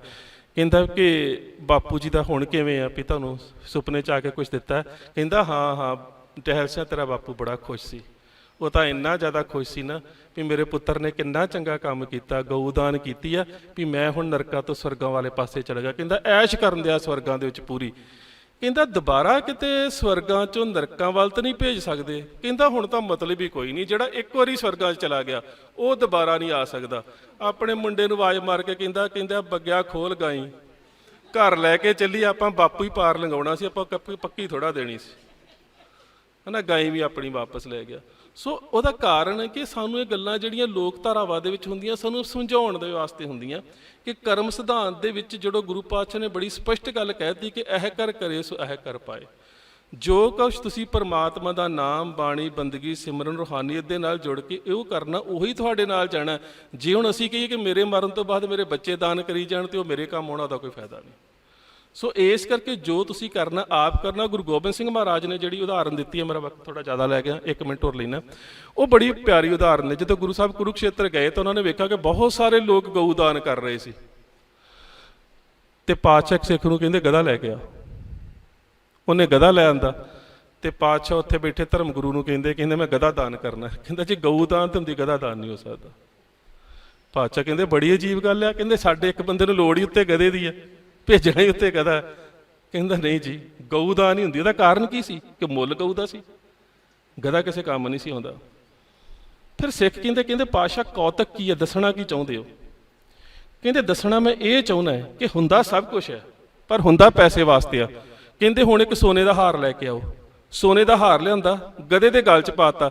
ਅਜੇ ਲੈ ਕੇ ਗਏ ਤੇ ਸਾਰੇ ਤਰਲੇ ਲੈਂਦੇ ਫਿਰ ਜੀ ਗਧਾ ਸਾਨੂੰ ਦਿਓ, ਅਸੀਂ ਦਾਨ ਕਰਨਾ। ਕਹਿੰਦੇ ਗੱਲ ਇਹ ਹੈ, ਗੱਲ ਸਿਰਫ ਇੰਨੀ ਹੈ ਕਿ ਕੁਝ ਲੋਕ ਧਰਮ ਦੇ ਨਾਮ ਹੇਠ ਆਰਥਿਕ ਤੌਰ ਤੇ ਸਾਨੂੰ ਠੱਗਣ ਦੇ ਵਾਸਤੇ ਇਹਨਾਂ ਵਹਿਮਾਂ ਭਰਮਾਂ ਕਲਮਕਾਂਡਾਂ 'ਚ ਉਲਝਾ ਛੱਡਦੇ ਨੇ, ਤੇ ਅਸੀਂ ਉਹਨਾਂ 'ਚੋਂ ਬਾਹਰ ਆਉਣਾ ਨਹੀਂ ਚਾਹੁੰਦੇ। ਸੋ ਵਕਤ ਮੇਰਾ ਹੋ ਗਿਆ, ਜੰਤਰ ਮੰਤਰ ਤੇ ਤੰਤਰ ਰਹਿ ਗਿਆ, ਉਹ ਕਿਤੇ ਫਿਰ ਕਰਾਂਗੇ ਜਦੋਂ ਮੌਕਾ ਮਿਲਿਆ, ਕਿਉਂਕਿ ਆਪਣੇ ਆਪ 'ਚ ਇੱਕ ਵੱਡਾ ਤੇ ਲੰਬਾ ਵਿਸ਼ਾ ਕਿ ਮੰਤਰ ਕੀ ਹੁੰਦਾ, ਜੰਤਰ ਕੀ ਹੁੰਦਾ, ਤੰਤਰ ਕੀ ਹੁੰਦਾ, ਇਹ ਵੱਖ-ਵੱਖ ਕਿਵੇਂ ਹੁੰਦੇ ਆ, ਇਕੱਠੇ ਕਿਵੇਂ ਕੰਮ ਕਰਦੇ ਨੇ। ਸੋ ਇਹਨੂੰ ਫਿਰ ਕਿਤੇ ਪੂਰਾ 1 ਘੰਟੇ ਦਾ ਸਬਜੈਕਟ ਹੈ, ਫਿਰ ਜ਼ਰੂਰ ਇਹਨੂੰ ਸਾਂਝਾ ਕਰਨ ਦਾ ਯਤਨ ਕਰੂੰਗਾ। ਇੰਨੀਆਂ ਬੇਨਤੀਆਂ ਪ੍ਰਵਾਨ। ਫਤਿਹ ਦੀ ਸਾਂਝ ਸਤਿਕਾਰ ਸਹਿਤ ਆਖਿਓ ਜੀ। ਵਾਹਿਗੁਰੂ ਜੀ ਕੀ ਫਤਿਹ।